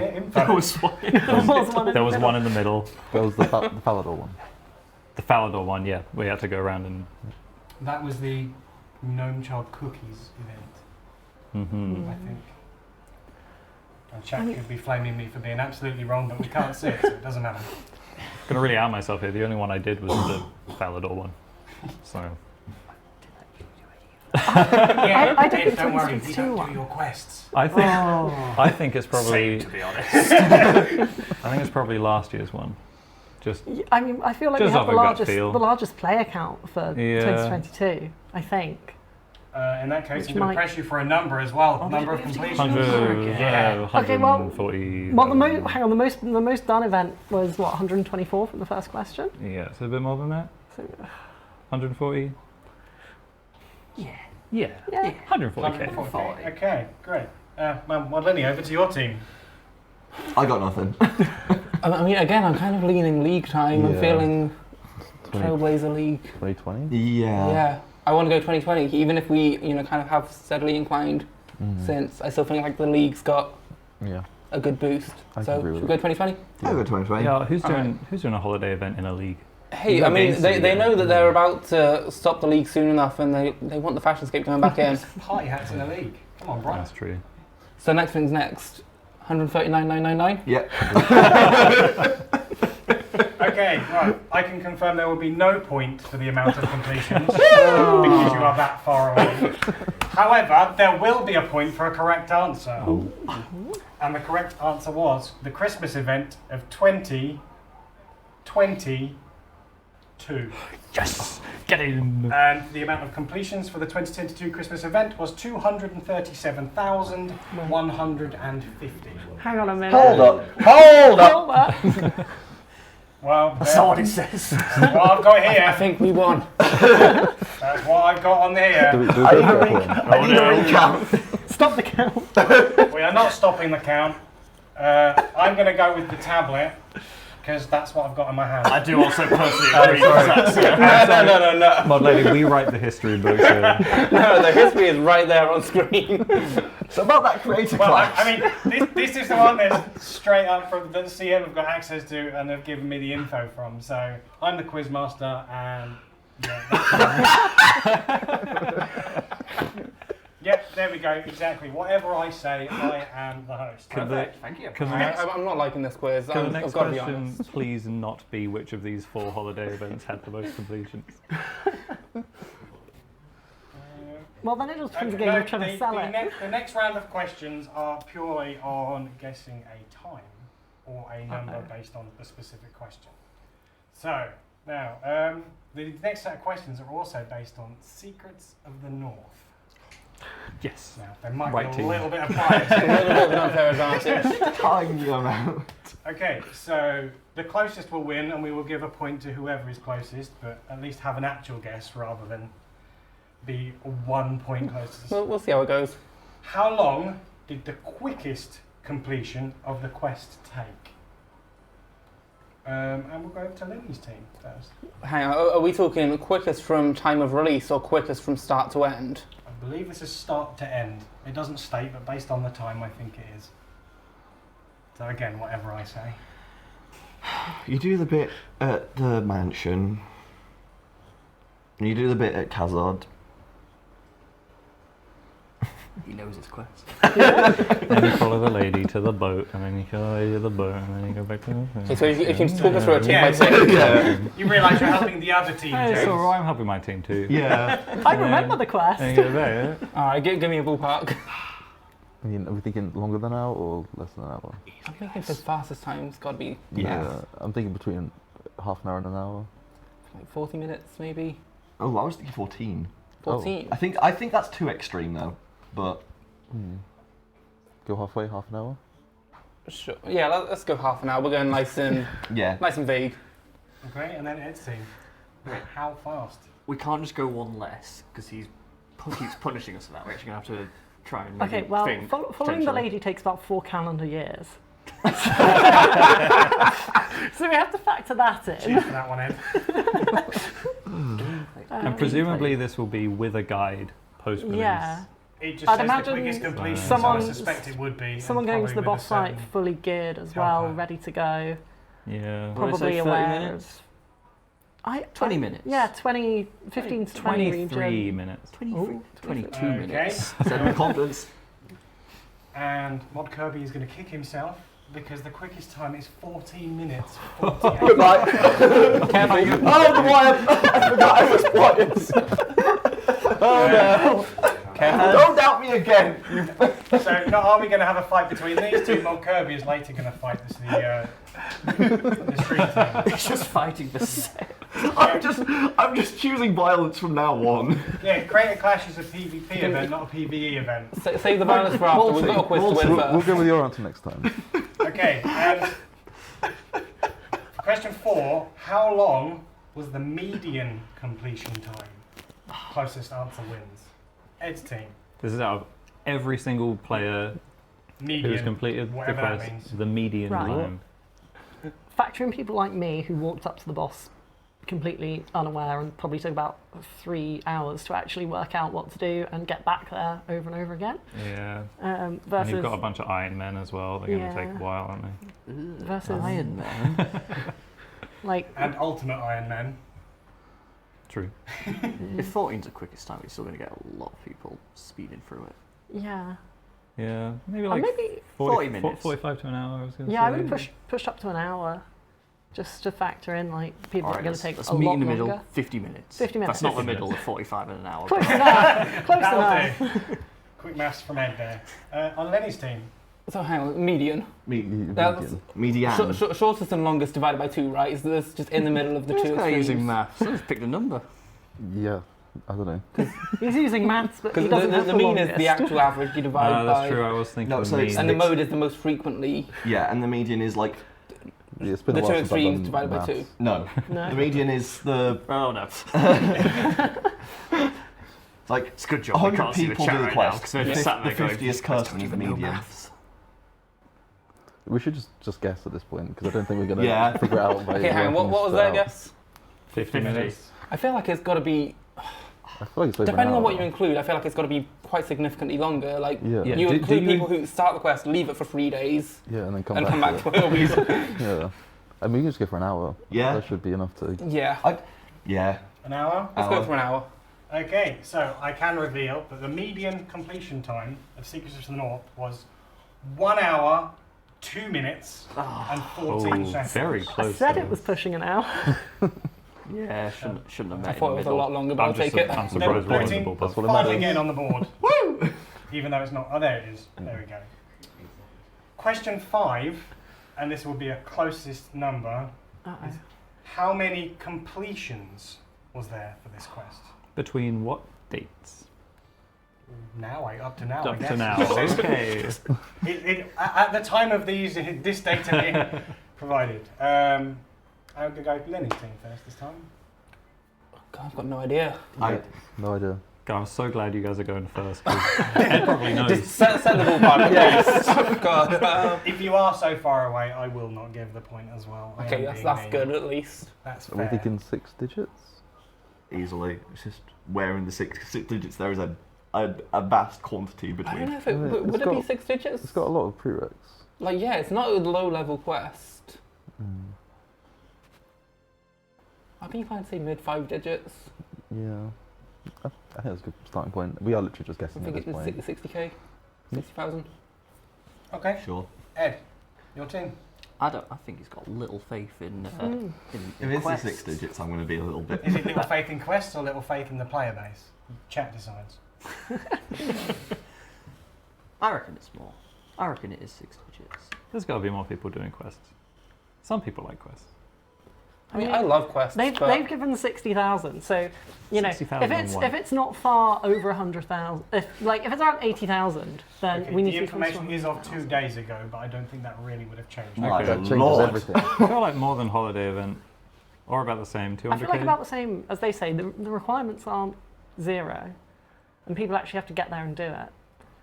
Should we have a nice round 100? Do it. Yeah, Sorry, 100,000. that's 100,000. No, 100. There's a whole 100 people on I the tour. figured, now I can announce that I will be awarding a point for this question, and it will be to Team Ed, which is 112,452. Who's did your quest? My mental guess was 350. And only 7 of them read the text. We're still lost. Yeah. It's fine. To be Can't get honest, every number right. I spacebar them as well. For the next set of questions, these will be based on the Garden of Death. I feel a very heavy bias in this quiz here.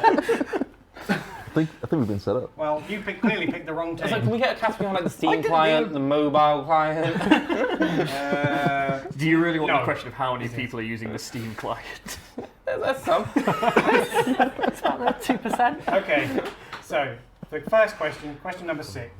How long did the quickest completion of the quest take? Closest answer wins. Team Ed. That's got to be like 4 minutes, right? Quite a lot of dialogue boxes that take a tick to get through each, so count those up. Yeah. You do have to get from place to place, and it's you know, it's Karen. There's not really much transport. Yeah. I still think it's going to be pretty quick though. 8 minutes, 8 to 10. Trying to remember how many places you actually had to get to. 4, I think. Less than 1 small favour. Yes. Maybe it should have been more. Let's go for 6 minutes. Ooh, I like 6 minutes. 6 minutes. I feel this is good about 6 6 minutes. Okay, Lenny's team. I was on 6 minutes. I'm leaning a little higher. Like, it's not easy getting around Quidamorse with mulch. Yeah. But once you're in the things, if you have a guide, you know exactly what you need to type into the box. And you still need to do it for each word. You do. You can't shortcut it and just jump ahead to the next location. You need to put in the words. But all you need to which do adding is to like it. get the items, bash the words in. I think less than 6 minutes is the push. I don't know. If the other quest was 14 minutes, I would say that was considerably longer. Could you do it in 4 or 5? Maybe not. I'm leaning towards 8. Although we've not got a great track record and we're kind of following my lead, so... Maybe get closer to the number. Maybe like 7 or 5. Put Garden of Death on Quest Speedrunning World soon. 7. and then we'll really find out. We'll go with 7 minutes. 7 minutes, okay. So the correct answer is 4 minutes and 35 seconds. So that's one for Team Ed. Well, hey.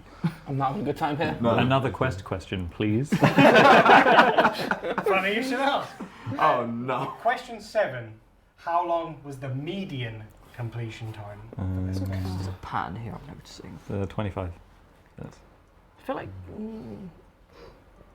consider the number of people who'd be doing it with a guide and bringing it. You answered that's first true. last time. Oh, Most shit, of the yeah. people would. So it's going over to. Calm down, guys. We're We're giving I feel like this median's So going to be a excited lot for higher this than the Yeah. speed one. Oh, I was just gonna give it like use the same sort of breakdown and maybe I do already like forgot what a the third answer of. was I don't know. I feel like for the question, I get through correctly. I think it's 14 minutes again. Oh, are we going up to the last 2 days again? Yeah, I suspect all the data will be of that point. Yeah, you never know. People might have got really quick in the last 2 days. In that Yeah, case, everyone I'll who's give it joined 10 for the minutes. birthday event, you know. 10, 15. Yeah. 15. 15. Yeah, let's go 15. We'll go 15 minutes. Okay, no to Team Ed. I kind of want to steal their 14 minutes. I was going to say 16. Ooh. Oh no. Up And we or can't down? go in the middle. We can. Can we match them exactly? If you match them, there will be 0 points. you've got to give us a But chance. I'm going to say no as well. I reckon it might be longer. Yeah. 17 minutes. 17? 17. 17. I'm happy to go up. Anyone who's actually like trying to figure out the puzzle, you got to sit about and think for a little while. So Okay, I can confirm that the median completion time for the Garden of Death was 14 minutes and 15 seconds. No, I'm done. I'm taking the game off this time. We win, we win. It's fine. Oh, wait, You yeah, get the okay. point. Yeah, you got the point there. There's no We need should to have leave stolen yet. 14.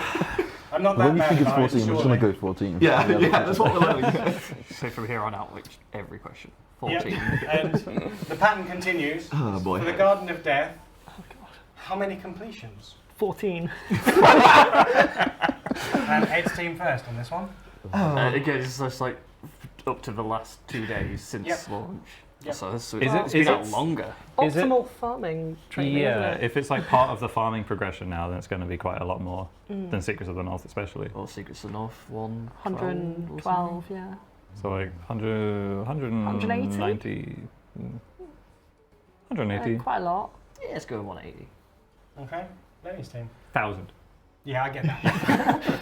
I'm feeling a little higher. Yeah. I'm It's been feeling- out longer as well. Yeah, lower, Much, lower much lower entry Yeah. requirements. Good skill for the 210? XP to go on. 200. 200. Yeah, 200. 200. 200. Okay, 1,000. right. So because of how close the correct answer is, I'm going to award a bonus point. Bonus points. So this will be for 2 points, and the correct answer is 179,819 completions. That's pretty close. 2 points to Team Ed. Good job. Good So job, much team. babysitting going on here. Should've gone You're with 14. tabling the questions, you're giving bonus points. I'm just getting ready. Yeah, to get- there's nothing actually written on this. Yeah. It's just making it up. So, alright, what does Ed know? Yeah, Ed's literally paying me Great for if this like one. just So- the complete wrong number just showed up there again. One of these answers is just going to show up as 14 and we'll have no idea. Okay, we will move on to the next question type because we're taking our time here. So we're skipping right through to a different type of question entirely. Which NPCs drop the most of each of the following items over a month in total volume? Give us the top 5 and it'll be 1 point for each correct answer. Oh boy. Okay, so the first item going over to Team Ed will be the Rune Kite Shield. So we need the 5 NPCs that dropped the most Rune Kite Shield over the space of a month. And that's the most recent month, up to about 2 days ago. I feel like Vorkath drops a number of them. I have no idea. Do gargoyles drop rune kite shields? We haven't got chat. Bonus point, can you name Anagrams? I know that I got a rune kite shield drop or God Wars the other day from some trash mob, but I didn't know what it was. So something from God Wars dungeon, maybe it's on the rare drop table, right? So then it could be anything. What's it on? What's Is it on Zolra? Okay, I'm gonna say gargoyle, and then chicken. You're gonna need 5. If you don't want to come up with 5, then you will lose out on possible points. But Vorkath. Okay. Gargoyle. Sure. Someone who did the muscle drop table. Any ideas? Like I worked on any of these pieces of content. You just throw bosses out there at this you point. wrote the quest, not the bosses. I mean, pretty sure I probably did do some stuff for Vorkath's drop table, but that was many years ago. Okay, gonna need to press you for answers. Vorkath, gargoyle. So you need 5. Vorkath, gargoyle. If you don't want to give 5, that's fine. Don't we need to give 5? Gargoyle. Different gargoyle. Just name things that Larger get gargoyle. killed a lot. The gargoyle bosses. King Black Dragon. Okay. Sandwich lady. Sandwich lady. Well, you can get them from the mystery box. Lenny's team. Give us 5, please. Oh, we're the same board, okay. Okay, same board. Vorkath's got to be top, surely. Sure. He drops so many of them. Yep. Now, I want to go based on, and then getting one going for God Wars. He's been killing Zami. Bloodvelds? The Bloodvelds? They drop a lot of runes. No, they drop like Medhelms. From you. I don't think. Then we've just got another match in our creator clash. Then again, the ones in God Wars don't have the same drop tables. I wouldn't be surprised if they had Runkai Shields on there. I mean, we can go for It's it. alright, we've got strongly done. I feel like there was so we something can in the afford to catacombs that dip a bit drops, on our lack and that of would, from Runkai shield bursting, would knowledge. probably generate quite a few of them, but I don't know which. I wish I could mob. see the chat. Necrills. I'll be ripping us to Necrills shreds are right now for decent not chat. knowing Some what's metal Runkai dragons, probably like shield. rune or adamant. But do people kill that many of them in a month? People like farm them, I don't know. Money accounts. Shields. Okay, so we've got Vorkath. Does Do we want to, because we're probably not going to have 5, include Bloodvelds? Yeah, I like Bloodvelds. Vorkath, Bloodvelds, Necrills. Should we have Smoke Devils in as well? That would be good. Smoke Devils and players making the damn things. I don't know. I think They're not NPCs. NPCs played. Is there an anvil non-player characters. Some of them might feel like NPCs. Do treasure trails count as NPCs? No. It's not an NPC. No, okay.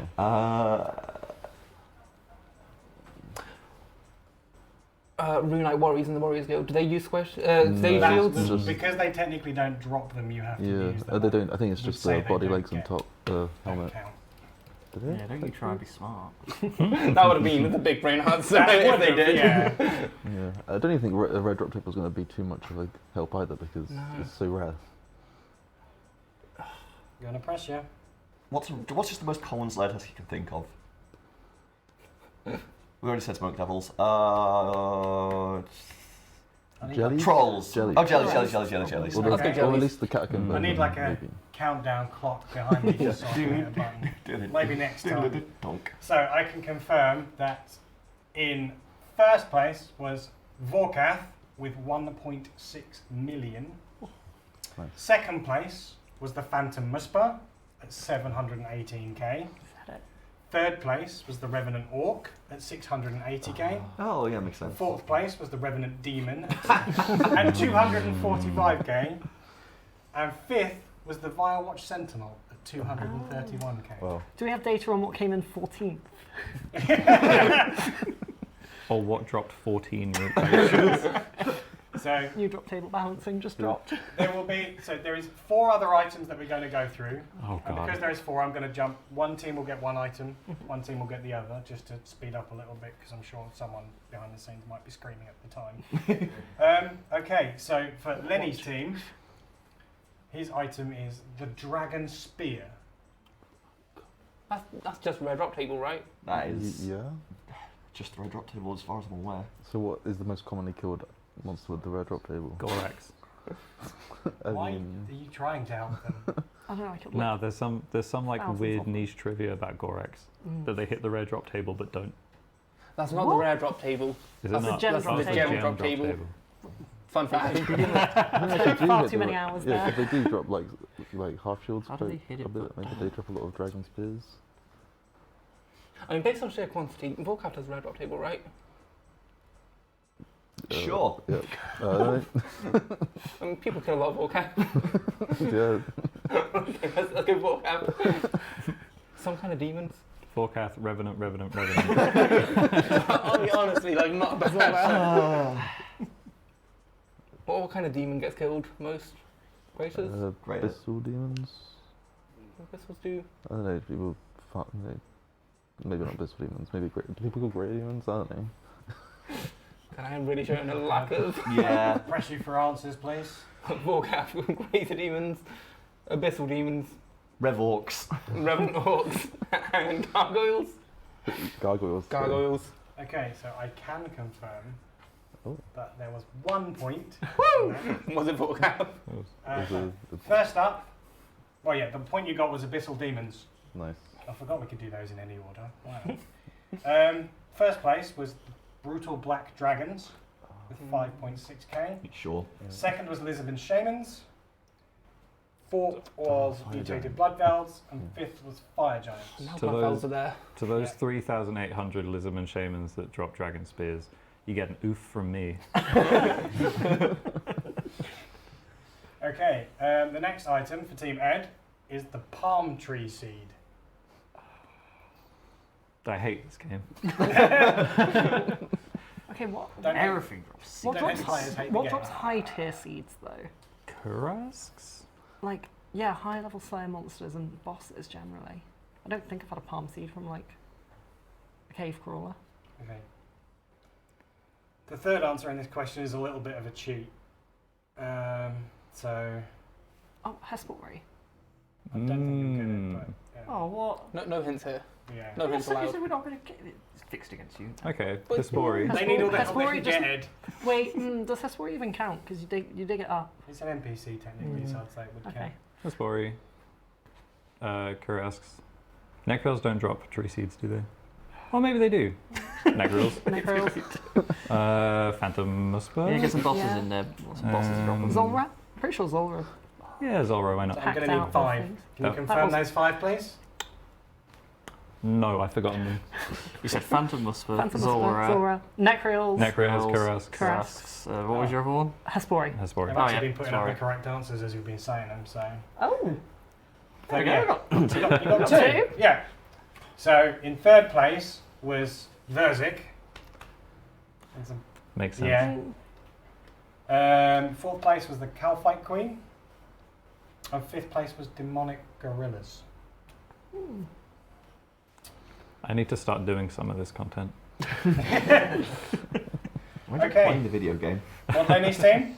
Oh, God. Your item, Chaos Rune. Okay, again, Vorkath. No joke. He does drop a lot of them. Just even doubt Vorkath for all Hey, I've been killing them and I'm getting a lot of them. If you say the answer, I'll tell you it's correct. So Vorkath is indeed correct. Okay. Woo! That's right, you've got one more question, so it will be fair on your next one. No, because Musper drops a rune cache, not... Oh, it does. You don't get it direct. That's a good point. How many of them does Zelcano drop? Does it count? It's an NPC. It should do. It drops items. Yeah. Well, yeah, let's go Zelcano. So that's incorrect. 3 more. Or something that's killed in more sort of bulk Slayer task that drops them. I want to see if an artist.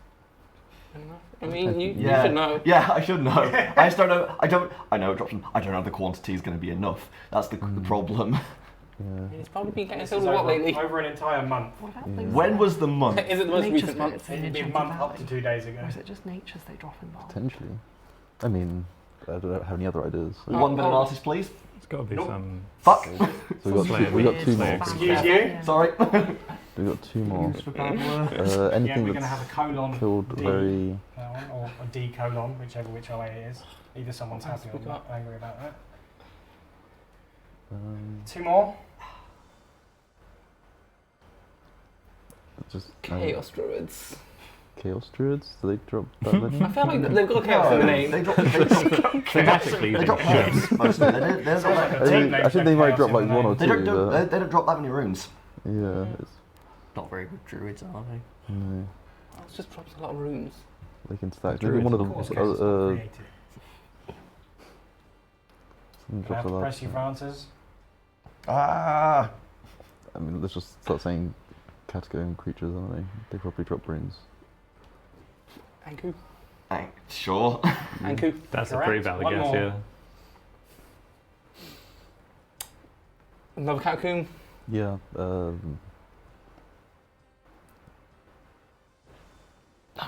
If in doubt, jellies. Jellies. I was thinking more Smoke Devils. No, Smoke Devil? the Dust Devils. Anku. They drop. Yeah. Yeah, I think Dust they Devils. actually drop runes. Correct. Hey! Number 4. Wow. Okay, so in second place was Zora. Of course. Third place was Kraken. And okay. fifth place was Those are- Greater Neck Reels. Oh, okay. Okay, Wrong one. and for Ed's team, your one, Silver Ore. Do gargoyles drop silver ore? Does Arcana There drop are silver ore? The sulfur lizards Arcana drops in all the ore. Mount Karun drop ores like there's no tomorrow. I don't know if they're killed enough, but might be a source. Should we say is Arcana at least? Yeah. So is Arcana. Correct, number 2. Ooh, number 2. Uh, Well, number 1 will either be Zola or Vorka, probably, based on how things have gone so far. I feel like it's more likely to be Zora. I don't remember seeing a load of ore in Vorkath's drops. You alright? We take a punt on Zora. Zora. Incorrect. Oh. Okay.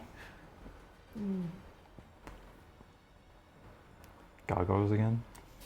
I like gargoyles. Yeah, we might as well go You for like gargoyles. They're made of rock. We'll have some gargoyles. That's like because silver. he likes gargoyles. Gargoyles are incorrect. 2 more chances. That's what you get for liking gargoyles. Wow. It's Hydra drop. Yeah, why not? I don't know how much Hydras that you Why not? killed. Hydra. Incorrect. Mm. Last op choice. Choice. I'm sold on sulfur lizards, to be honest, because they just drop so much. Alright, sulfur lizards. Fortunately, it's not there. So in first place we have the Great Olm. Oh. Raids 1. Third place is Phantom Muspa. Fourth place is Crazy Archaeologist. And Oh no. Correct what I said earlier about it being yeah, Zora, we're not- Vorkath, Zora, or Phantom Musper. One of the 3. Right. We're cycling over the same 10 NPCs again. Yeah. Money So- snake, money dragon, and money thing. Money. Not a Nibble. dragon. Grumbler? Grumbler. Money Muspa. It's a grumble. Hey. Okay, so for the next question, it's going to essentially be a little bit wild. Oh no. And everyone's going to be able to call answers at the same time. Oh no. No. Yeah. I've gone full off chaos because Speed apparently they round. don't know who drops chaos runes.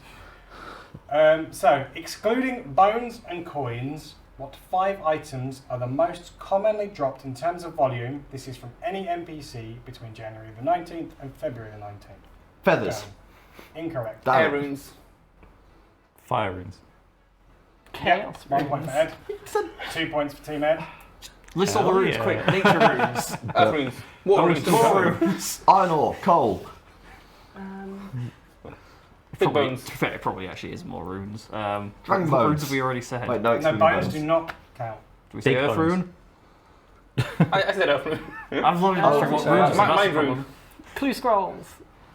I don't know why I'm tempted to say fishing bait Ashes. because it's definitely wrong. Grimy guans. Don't give up now. Death runes. Yep. Yeah. Team Ed. I told you it's all the runes. Blood runes. Soul runes. Law runes. Mind runes. We've definitely said all the runes. Body runes. Maybe we didn't say body runes. Nature Oh, runes. rough runes. Didn't say wrath runes. How many did wait? How long did we go for? Until I get bored. Bronze arrow. Iron arrow. Steel arrow. arrow. Steel arrow is legit. Logs. Oh, No. maybe some Zora seeds. scales? Things that drop in high quantities, yeah. Sourdough and brews in quantities of 2,500. That only happened once, so we never speak about that again. 10 more seconds. 9, Revenant ether. 8, 7, 6, 5, Ashes. 4, Mud runes. 3, 2, Lava We didn't say runes. we didn't say Dust combination runes. runes. Okay, that's it. The two answers you did not get, which was the first place one, which was pure essence. Oh. But not runes. And in third place is ancient essence. Oh, that drops in bulk. That drops a lot in bulk. Frickin' Musper. Okay, so next part of the quiz is going to be based on anagrams. Oh, boy. I need paper. Give me a seed and stare. So I'm going to give the anagram to one team. If they guess it incorrectly, it will pass over to the other team. And for Ed's team, your anagram is Fry Store. Fry Store. Oh, thank God I put it on the screen.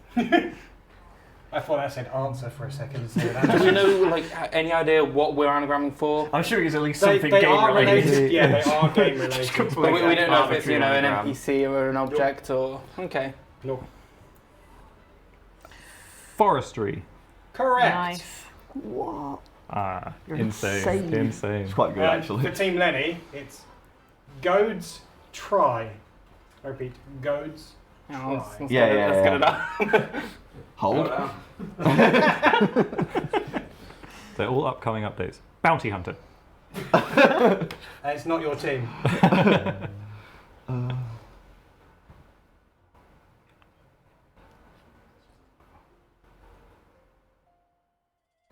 Stray dog. Correct. Team Ed. Emails down. Not again. Emails down. Can't quite get Salem out of that.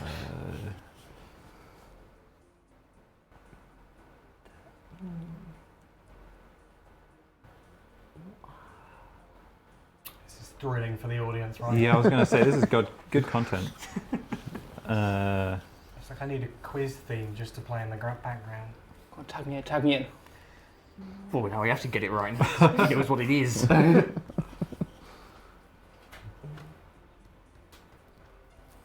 You can make snail. You can make snail. You can get mole, but I can't make snail. Where's the countdown theme song when we need it? Yeah. Should we pass it?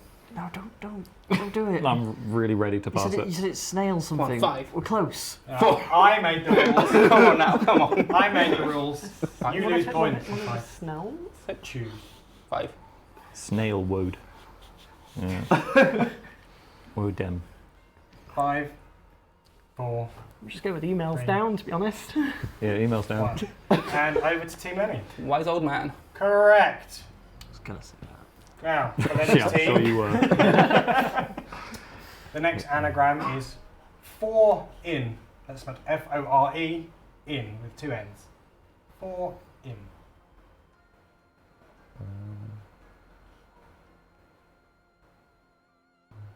I've got it. Yeah? Yeah. Oh. You got What are iron up to in this there. evening? Anything interesting? Oh. This is like the most thrilling segment ever. Mate, no. We're going to leave this room. There's Take going to the be a lot of winning team out to arguments, the I think. Why do you think I'm pushing for the No. Creative Clash? Smart man. Sell tickets. My back pocket.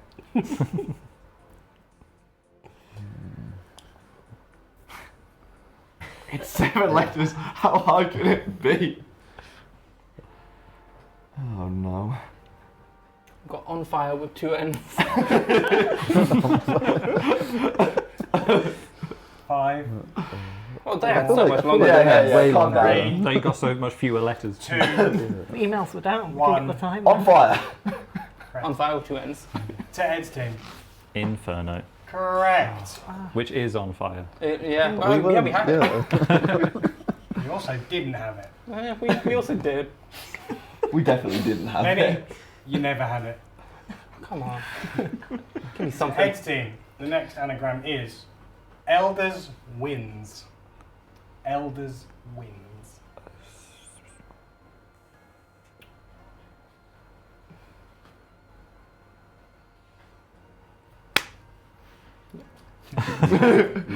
You got it? The all-knowing knee slap. Win.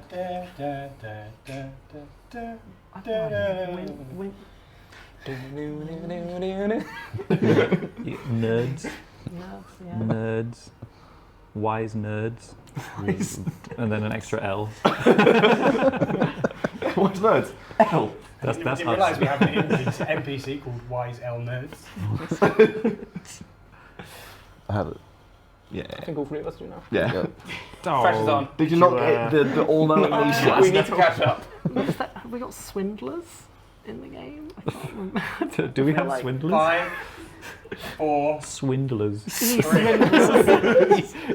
That's incorrect. Team Lenny. How could that Wilderness. be Correct. So to be fair, not too far off. Yeah. Right. Last one. Team Lenny. Swindlers. Your word, your anagram is peace earns. That's earns with a U. Peace earns. RuneScape. Correct. Nice. Oh, okay, now this one is where we turn into Family Feud or Family Fortunes, depending on where you're from. Or if we're doing really bad, then pointless. I mean, this whole thing is pointless. Hey! So, okay, so we asked players a number of questions. All you need to do guess is what the players answered with. You get 1 point for a correct answer, and we will alternate.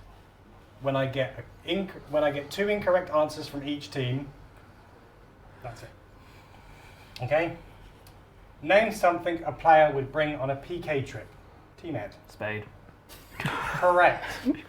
The PK would Where's the PK bringing a spade? The community You've got to guess what silly answers the community will come up with. If you're in the wilderness, if you're in the wilderness, if you're in the wilderness, it could turn, anything could turn into a PK trip.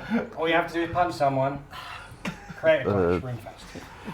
RuneFest. How specifically going? Like, do you, is it just item names on the list? Items. Just item names, not categories of items. Well, it just says name something.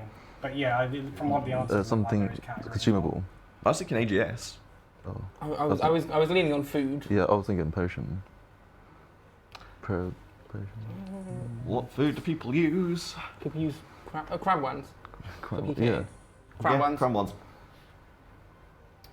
Incorrect. Damn. Team Ed. Anglerfish? Bones? Anglers, brews, slurs. Slurs? I've been told to point out that remember our players are our players.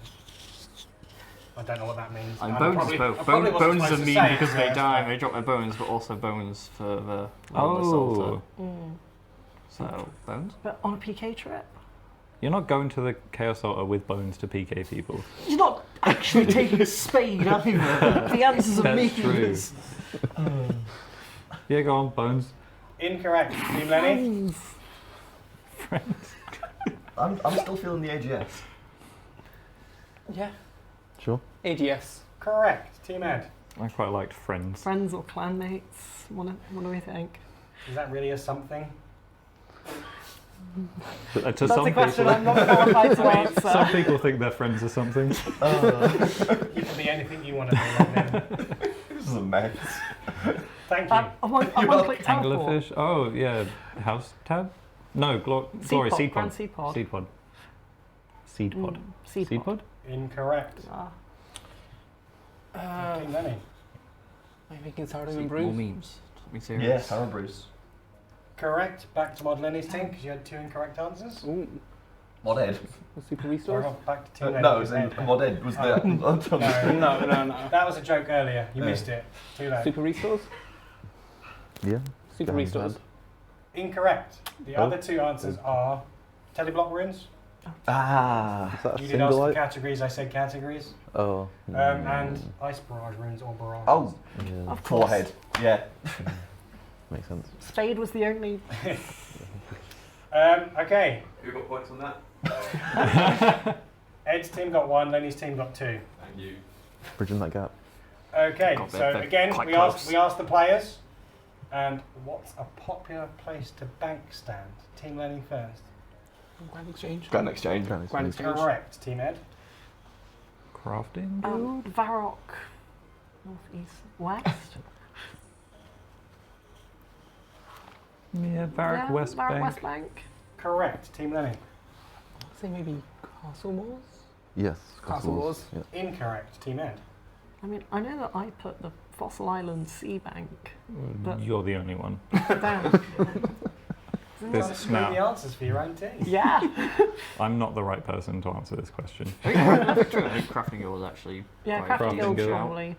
Correct. Team Nice. Lenny. It's 2 left. Yeah, I don't Maybe feel some good about retro ones like Sears or. I mean, pest control is always the no random event place. It's. It's a bit niche now though. Yeah. Lumbridge?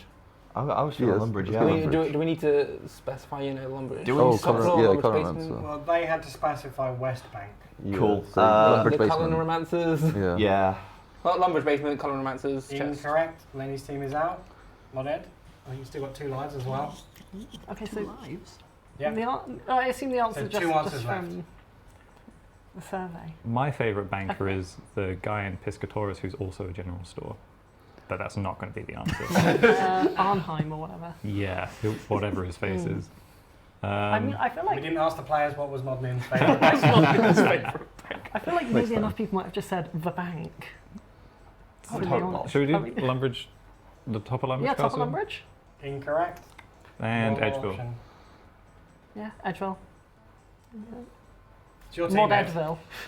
Yeah, why not? Edville. Is incorrect. So the other answers are Sears Village, which someone did say, and the last one is the Farming Guild. Ah. I was going to say that one as well. That's a. That's Well, actually you a did. good one. It's got a teleport. It's got a good Shoulda, woulda, teleport to it. coulda. Yep. Okay. The next thing we asked players was, what is your favourite song in game? And it's Ed's team first. That's not fair. Sea Shanty Is it 2. Sea Shanty 2? It is. Team Lenny. Surely like fruit salad. I was thinking fruit salad.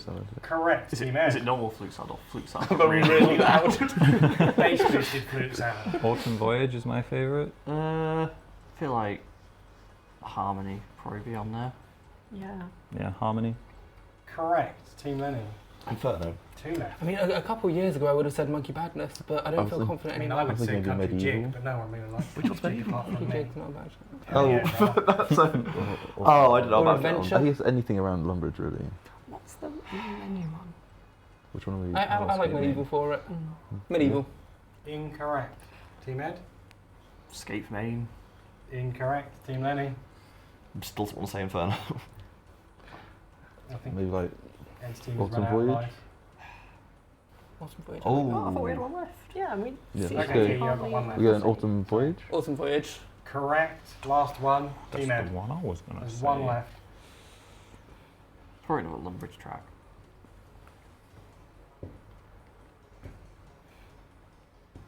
The really sad one by Hesidious Farming Patch. Yeah, it was like Forlorn Homestead. Mm. It's a classic. The Alcarid one. What's it Trying to think called? of the name of the one that plays as you go up towards like Edgeville. Ah, the Barbarian Village one. We need a song name. Yeah, I don't know the names of them. Barbarianism. That's the one. Incorrect. Team Lenny. Karen the Magnificent. Just trumpet. No, whatever. That's a banger. Adventure. Yeah, that's a good one. Yeah, Adventure. Adventure. Incorrect. The answer was Newbie Melody. Oh. All them noobs. Wait, what was Next the score on question. That we asked players. What is your favourite pet in game? Lenny's team first. We might actually cause some violence here, I think. that? Favourite pet? Surely the baby mole's got to be a popular one. Everyone thinks it's super cute, and I mean, It is that's quite true. cute. Okay, that's a good place to start. baby mole. Incorrect. Okay, Team not a Ed. good place to start. I'm surprised by that. The one pet that I have, which is Younglif. Is that what you're going with? Yes. It's a team thing. Yes, it's a good pet. He says yes, so apparently yes. Younglif is incorrect. Team Lenny. Fool. They've got all 5. And only 1 like each. The one pet I have. I mean, the other is sat over there, so I kind of want to say Zebo. I think people will say they like it because it's like Yeah, I think it's too new for people to be voting for that think? though. definitely wouldn't be me. Yeah, I think it's got to be like a Players long can say standing they one, like like an it, old but one, they would have like had to have answered our survey as like well. KBD or True. any of the God Wars ones. Phoenix pet?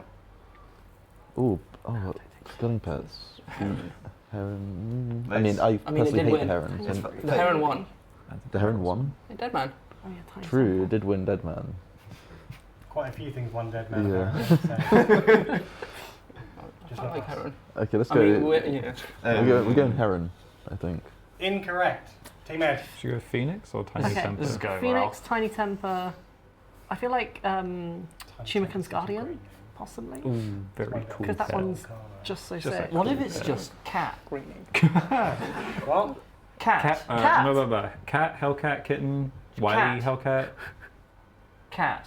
Pet Rock. What about the Pet Rock? Cat. Cat is incorrect. Oh. So the 5 favourite pets in game in order are Rocky, number 1, Ickle Hydra in 2, Omelette in 3, Vorky in 4, and Bloodhound in 5. I wanted to say Vorky.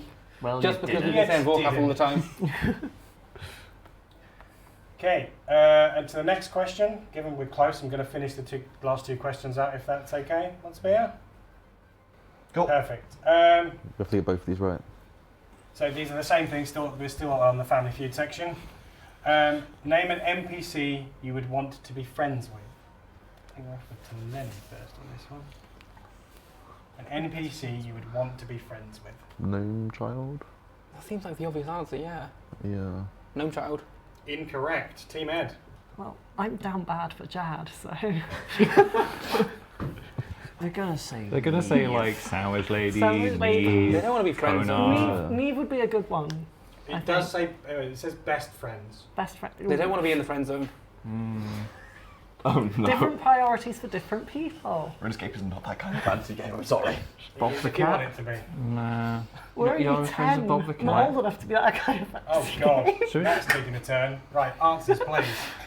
Neve. Neve is correct. Team Lenny. Stray Dog?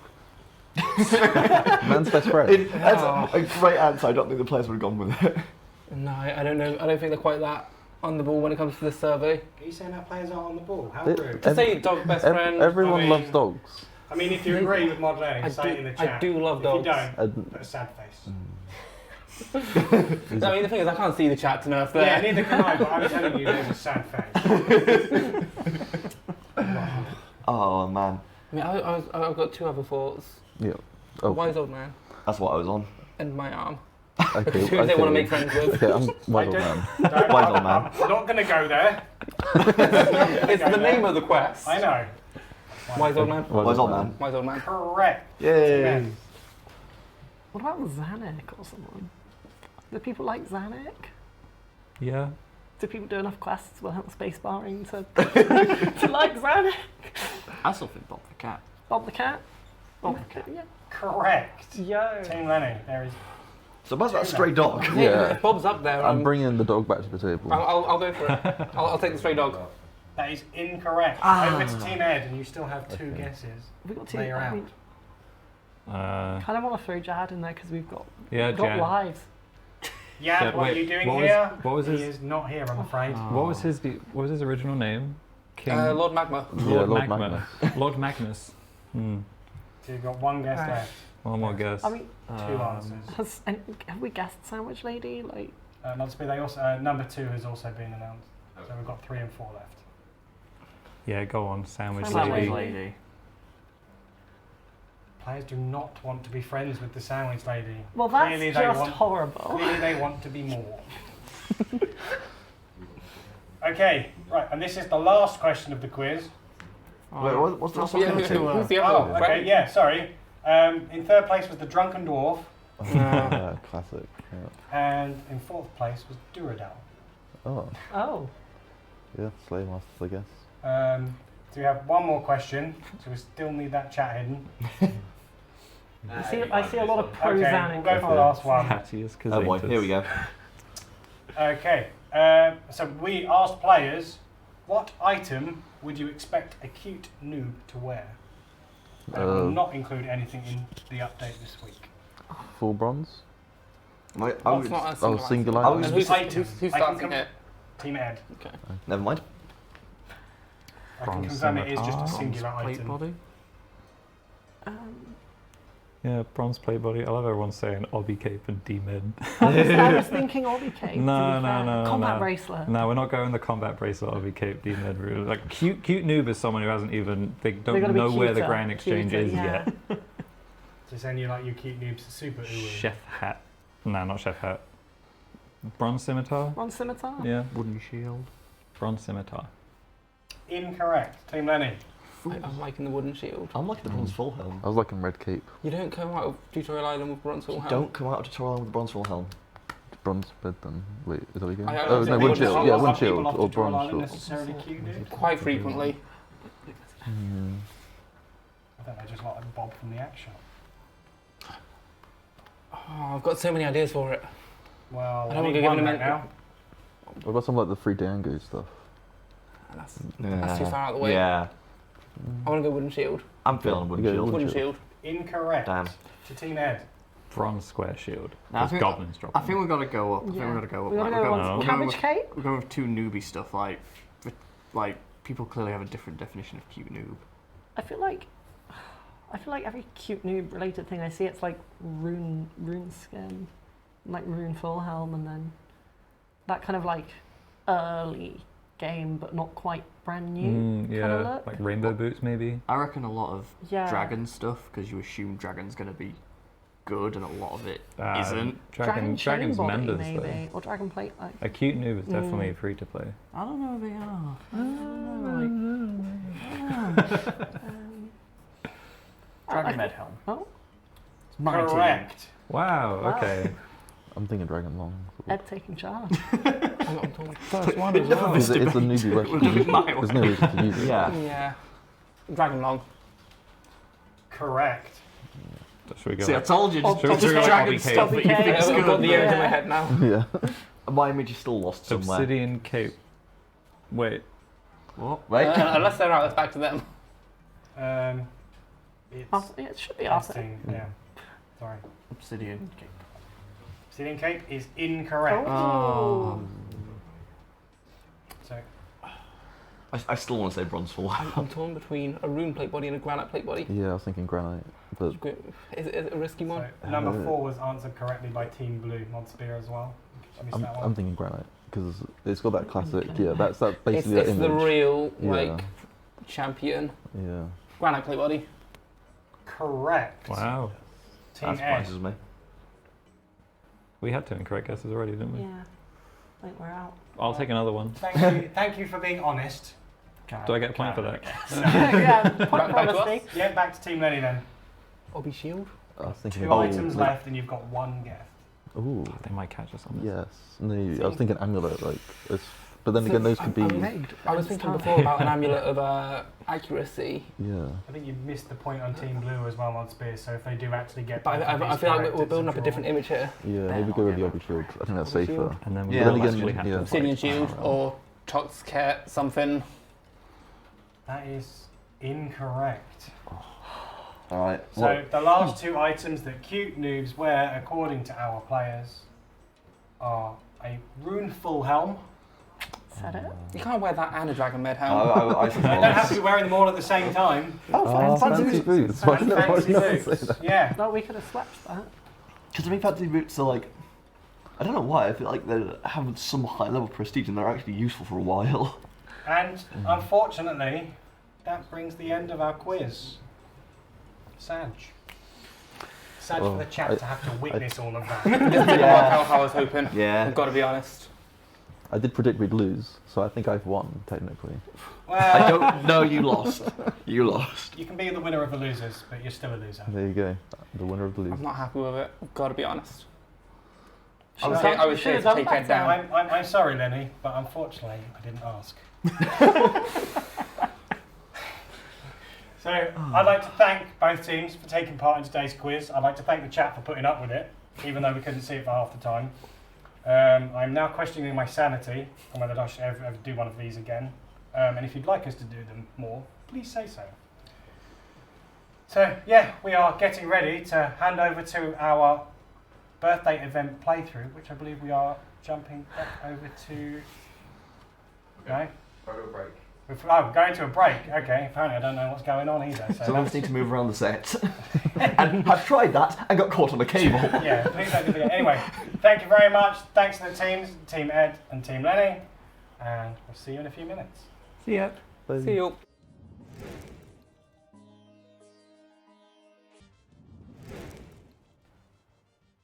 Hello everyone, welcome back, and this is the time that we have to say farewell because the celebrations are unfortunately coming to an end. But should also say that we're cancelling the birthday event playthrough. Yeah, I was getting there. I thought you were going to skip that. No, I'm a veteran now, you know. Right, okay. We're back in the studio, I'm back with the presents. I forgot you know what you're doing. Yeah, I know. It's, yeah, you might be here, you might be kind of like making me a little bit on edge and nervous and flustered, but whatnot. It's all okay, we go past that. But yeah, unfortunately, we've had to postpone doing the playthrough of the birthday event, so we'll get that done next week, either on Monday or Thursday. Yeah, I'm joined by the wonderful Mod Sween. We're back in the office once more. Many of you, if you've been around for a few years, may remember the many screenshots of the two of us looking into each other's eyes lovingly during these streams. Maybe we'll recreate that one day. But yeah, for now, we're here to say farewell. But before we do go, there are a few stories that we would like to share with you that we've received from the players, as well as some stories from the staff members too. So I'd like to go first, and I'm going to bring up the story from SWAT3118, if we can bring that up. And their story is, this is their favourite memory of Old School. Getting 99 fishing for the first time. I was so unbelievably overjoyed to max out a skill after playing only a few hours a week. Fishing remains one of my all-time favourite skills. At the current time, I have over 54 million experience points. Nice one, SWAT. Congrats on the 99 from whenever it was. Lovely little story, and you can take the next one. Yeah, so this one really made me laugh. It's for our great guys in the studio room, number 16 by Bushido RS. Said, as a child, I never opened any of the chests in the Stronghold of Security, as I perceived them to obviously be traps that would kill me. So, they took the message of the Stronghold of Security to heart, so you can't fault them for that. Right? No, I like that. Yeah, that's good. Bless. All right, we'll go for this one's from Mandrew19, and their favourite memory is Leagues 1. Nothing beats day one hype of a new game mode, especially Leagues without any established metas and everyone is just having a good time, discovering methods, being super inefficient and having a blast while doing it. That reminds me very fondly of being part of the No Run gang during the one league where Endless Endurance was a thing, and I regretted that quite a lot. I'm going for number 18 of Nico, because this is like a bit of a cheat. It's like 3 and 1. The first week of Old School felt like I was literally gone back in time to when I was a kid. The early days of the Old School economy, I would camp cave horrors for easy money, and then getting a Dragon Full Helm on my first chewed bones and having it recorded, recording it at the time as well. That's actually insane. Imagine that, your very first chewed bones, Dragon Full Helm. I remember doing my achievement diary step for that section in particular, and because I've seen other people post it on Reddit, I'm like, it's going to happen to me. This is going to happen to me. It's like, it's my first trip. I'm like, oh, you don't get anything, and it's just, sorry. Do you get spooned much? No. You got Vorky pretty early on. I got Vorky I've been spooned on 2 occasions. That was the Vorky Pet sub 200 kill count, and then I got my Dragon Warhammer on my Hardcore Iron Man at 54 kill count of Lizardman Shamans. Okay, so that's pretty mega spooned in those 2 instances, but you're the biggest spoon that I've ever known. Sometimes. You've literally, you do a boss, you're like, oh yeah, just devil in a bit of PVM, finally got the account for it, just do a few kills. I'm like, you know what? The luck kind of started around the time that I was interviewing for the job to come back. I'm wondering. Oh, what a coincidence. I'm wondering if it helped sweeten the deal. They did something behind the scenes. Maybe. All right, well, maybe some of these are in part of your stories. Let's talk about some of the staff favourite memories that they've got to share with us. And yours is first on the list, so you may as well read out your essay. My essay, yeah. Sorry, I kind of tweeted this a bit earlier. That was in 2015, I think, after I was working player support. I think we went to the local pub after work. I stayed there a bit too long. I had probably one too many, and I came back and I was training fire making. And what you did then, you went to the PvP world and used the bank chest in Valador Castle in the courtyard.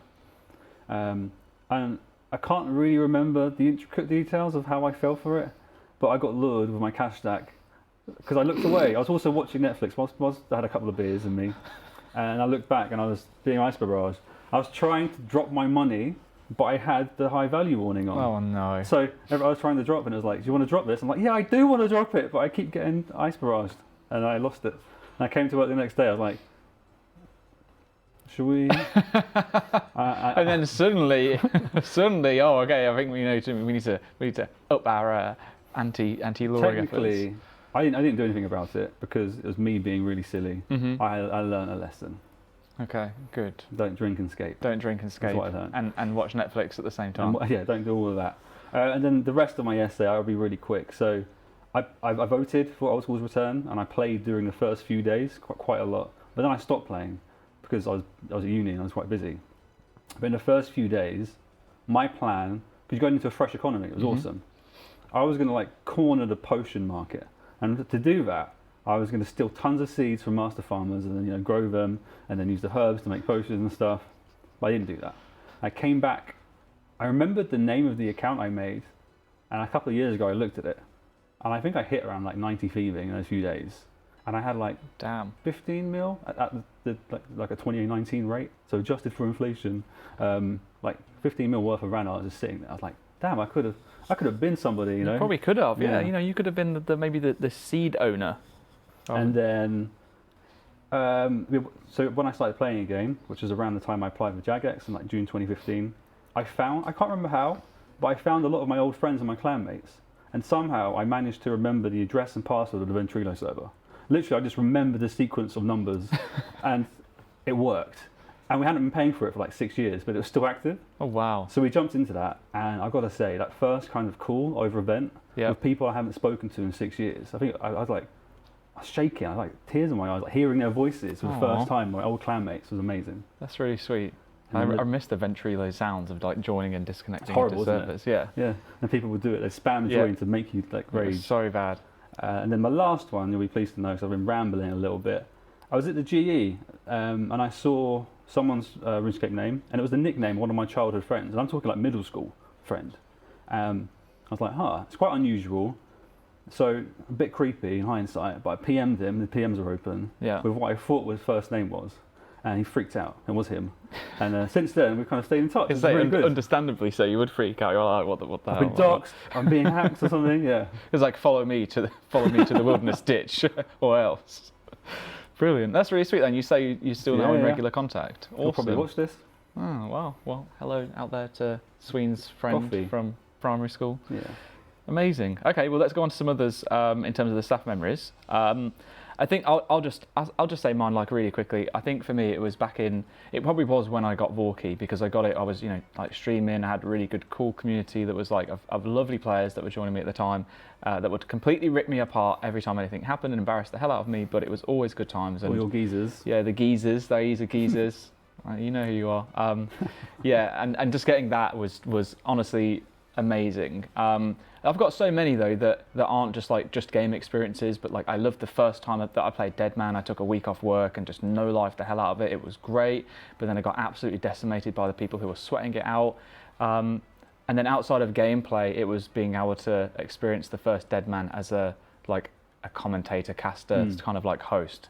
That was it's still there to this day of like one of my top moments in terms of like just general life as well, a highlight of everything. So that was amazing, being able to have that opportunity. What about All Stars 40-hour stream? No, I did not like All Stars. I look back and I'm like, I literally look like I don't want to say it because I probably shouldn't say it on stream, but I looked like I was not taking legal substances. It was a bad time. My eyes my head was all over the place. I could not focus because after like 8 hours of commentating, we started rotating in commentators, didn't we? Yeah, Fo came in. He did a great job. It was enough. Yeah, it was so bad. I remember bringing in Fo, who was amazing. I'd love to have an opportunity to be able to do something like that again, and hopefully this time my eyes can just stay focused. Hopefully.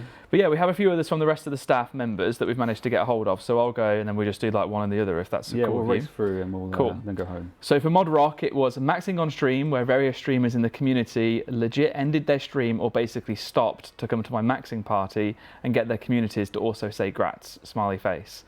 Or it would be Mod Light getting the Heron 10 minutes before an update and freaking out in the update call.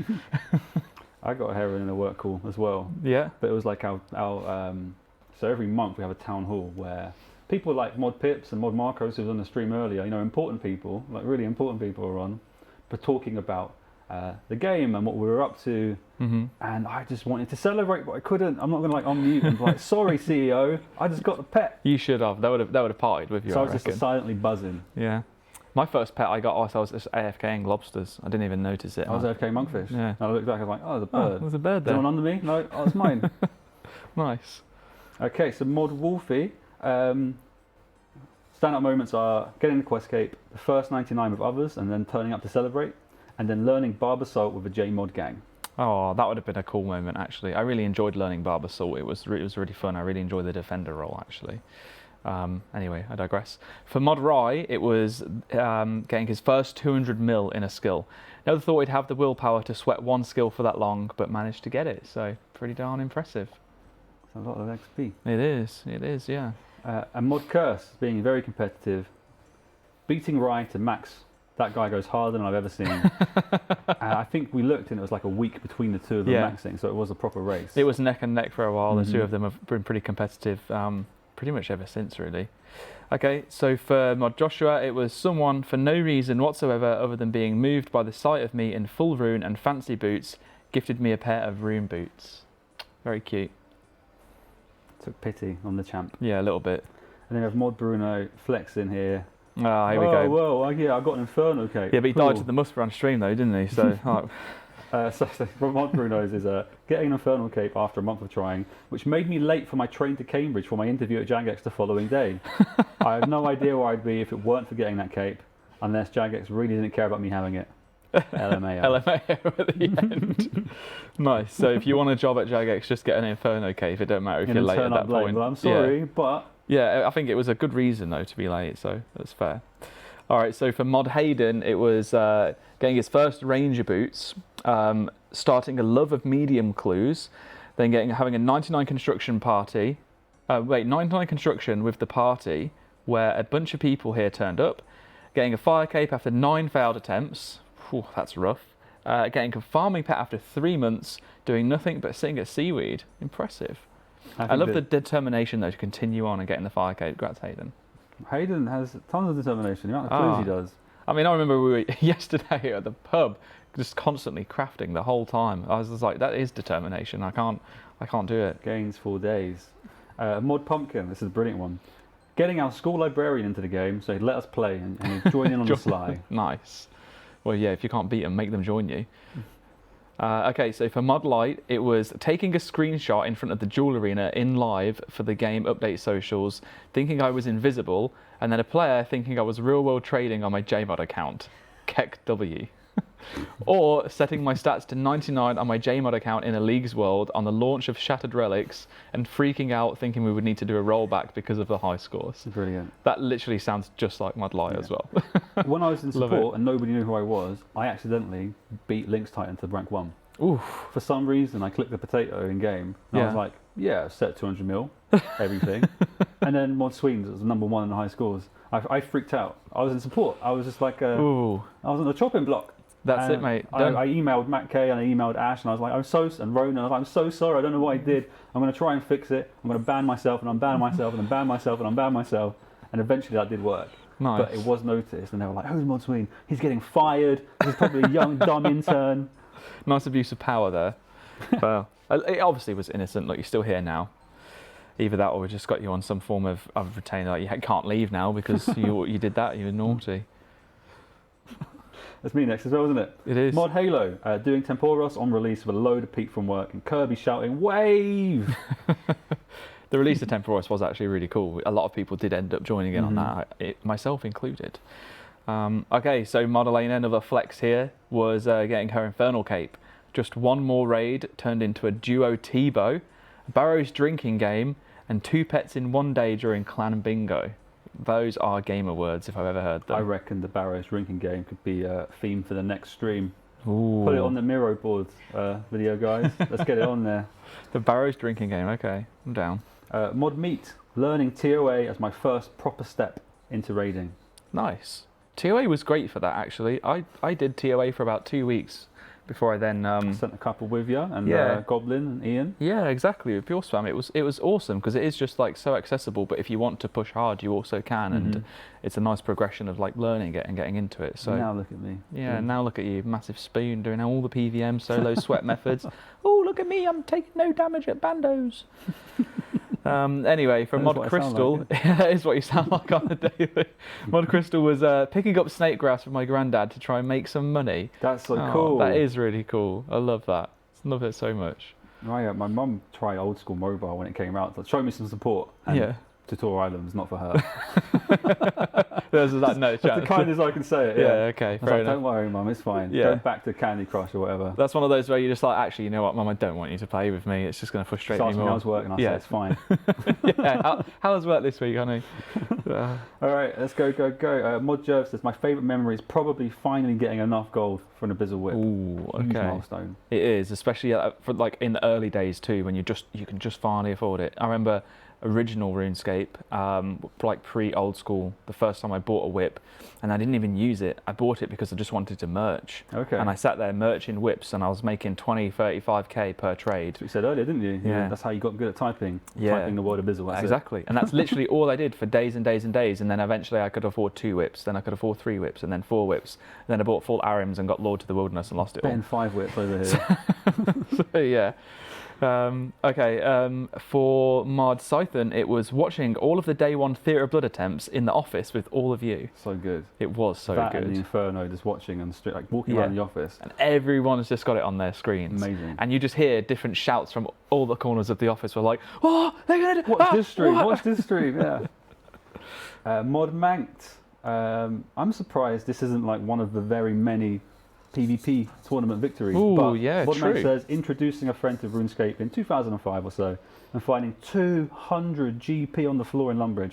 We split it 3 ways, and ended up buying a brand new scimitar from the scimitar shop in Al Kharid. That is such a cute noob story. I love that so much. Manked, what a legend. Okay, and then we have Mod Gizmo, and for them it is making bank selling Snelms when Mauritania released. As in, I made around about 200k and thought I was a genius. You were a genius. Don't let anyone tell you otherwise. No, You're exactly, brilliant. that is it. I remember seeing Snelms coming in. At the time, I wasn't really reading the update notes. No. Unless I happened to be I online. mean, I never did. I was like a teenager. I couldn't be bothered. I just wanted to play the game, and suddenly I'd see someone wearing something. I But don't like, read. What's that? I remember paying like 30k for red gloves, and you could buy them for like 10 GP from the Mauritania clothes shop. But who cared? All right, we have one more, Mod Foul. It's a recent one. And it's like big grats as well. I think Fire Cape and getting the Calfight Queen head the other day are the 2 things that made me yell in excitement. So got to be up there. Hell yeah. Big grats. GZ. Nice. All right, that was everything that we've got listed in. So I know we still need to do the playthrough, of the birthday event. We'll get that done next week, either on Monday or maybe on part of Thursday's live stream. But yeah, it's been an absolute pleasure. Like, I can't believe it. We're still here 10 years later. I mean, you've spent a fair chunk of those years here too, right? And Have been, yeah. My adulthood has been literally Jagex falling away in and front of me. RuneScape. Yeah. Well, it's I not love it. I falling. wouldn't change it for I the was gonna world. say, you make it sound so bad. It's falling away in front of me. Oh. Could be worse. I know you preach about how the fact that you love working in games. I mean, we have it pretty well, don't we? We do. It's we get to work with a fantastic community. We have a fantastic team as well, and hopefully you've seen parts of that today as the team have kind of like shared their experiences with you, and also just obviously shared their time with you as well to put on what has been a wonderful event. I want to say a massive thank you to our production team for making the studio as amazing as it is, So cool. the fantastic lighting and everything, and now we can finally do these back in the office again.